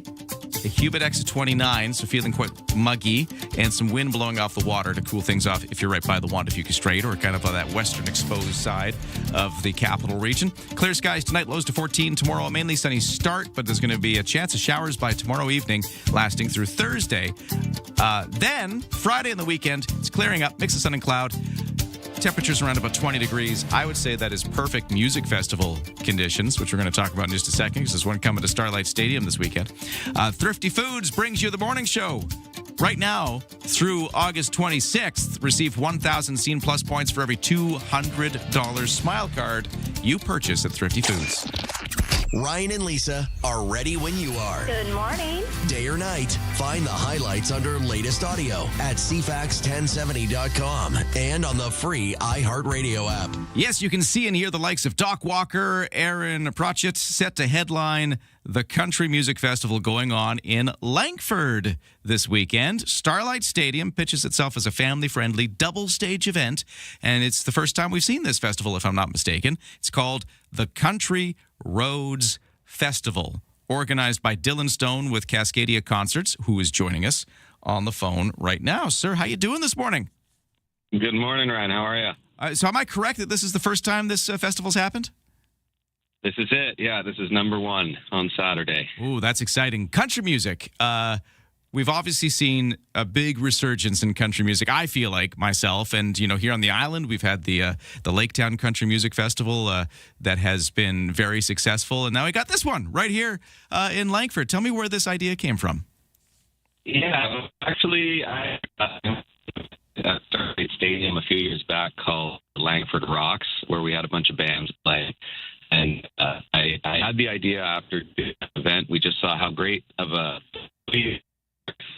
how much the in the area are hungry for events. It just seemed like to put a country music festival in Langford. Hey, Dylan, can I bug you for a second? Your phone is kind of breaking up a little bit. Do you want to walk around and see if you can find some reception? Sorry, just all of a sudden it's just disappearing on us. Yeah, give me 1 second here. Let me see if this works. Oh. Is this any better? That is better. Sorry, I apologize for doing one of those can you hear me now moments for you live on the radio, but I wanted everybody to be able to hear you. Yeah, no, absolutely. I'm out in Souk right now, so you know how reception gets out there. So take it away again. You mentioned that you did this rock festival, a rock concert a little while back, and you're like, hey, we should do more of this. And then why country? What's going on here? It just seemed like a no-brainer to me to put. I mean, I love country music, and I love when it's in rural communities, country fair, and that sort of thing. And Langford, the chosen Souk area, just seems like the right place to do a country music festival. And Sunfest is an amazing event, but I think there's enough room and enough appetite for country these days that we could host a second event in our neck of the woods. So it's billed as a 2-stage festival. How does that work? Yeah, we have two big stages. We have our main stage and then our side stage. So basically, we're going to have music playing all day long. We're creating kind of a festival rodeo atmosphere at the stadium. And we got a couple great local bands from the Duke Saloon are going to be playing on the side stage between the headlining acts. Oh, cool. And who are the headliners? Tell me more about that. Yeah, so we got Doc Walker's coming out from the prairies there. I mean, those guys have been going for 2 decades now and are, you know, more number one hits I can count on my hands. Amazing act. And then Aaron Pratchett as well, which is, you know, one of Canada's best long-standing country rocker party guys. He's amazing. Really nice guy, too. So those guys are going to bring an incredible energy. And I'm actually bringing in one of the bands that did the Langford Rocks Festival called Eagle Eyes. And they do the music of the Eagles. So we're throwing that in for a little bit of fun. Local guys, Born Reckless, are playing as well. Yeah. Yeah, and more. It's going to be a great weekend. Again, it's Saturday. It is the Country Roads Country Music Festival. First time they've done this at Starlight Stadium. Gates opening up at 3 p.m. And like you said, you got a side stage going. You got the main stage. There's always going to be something happening. Sounds like a great time. And there's a kids zone, family-friendly event. Are tickets still available? And if so, where can people get them? Yeah, tickets available. You can grab one online right now. CountryRoadsFest.ca, and we're also going to have the box office open on day of. It's a nice big field there, so we got lots of room, and we got mechanical bull, we got a kids zone, we got barbecues that are going to be on site on the field, so it's just going to be a big kind of fun tailgate party. Well, Dylan, thanks so much for telling us about it, and good luck with the festival. We're right out of time. Have a great day, everybody.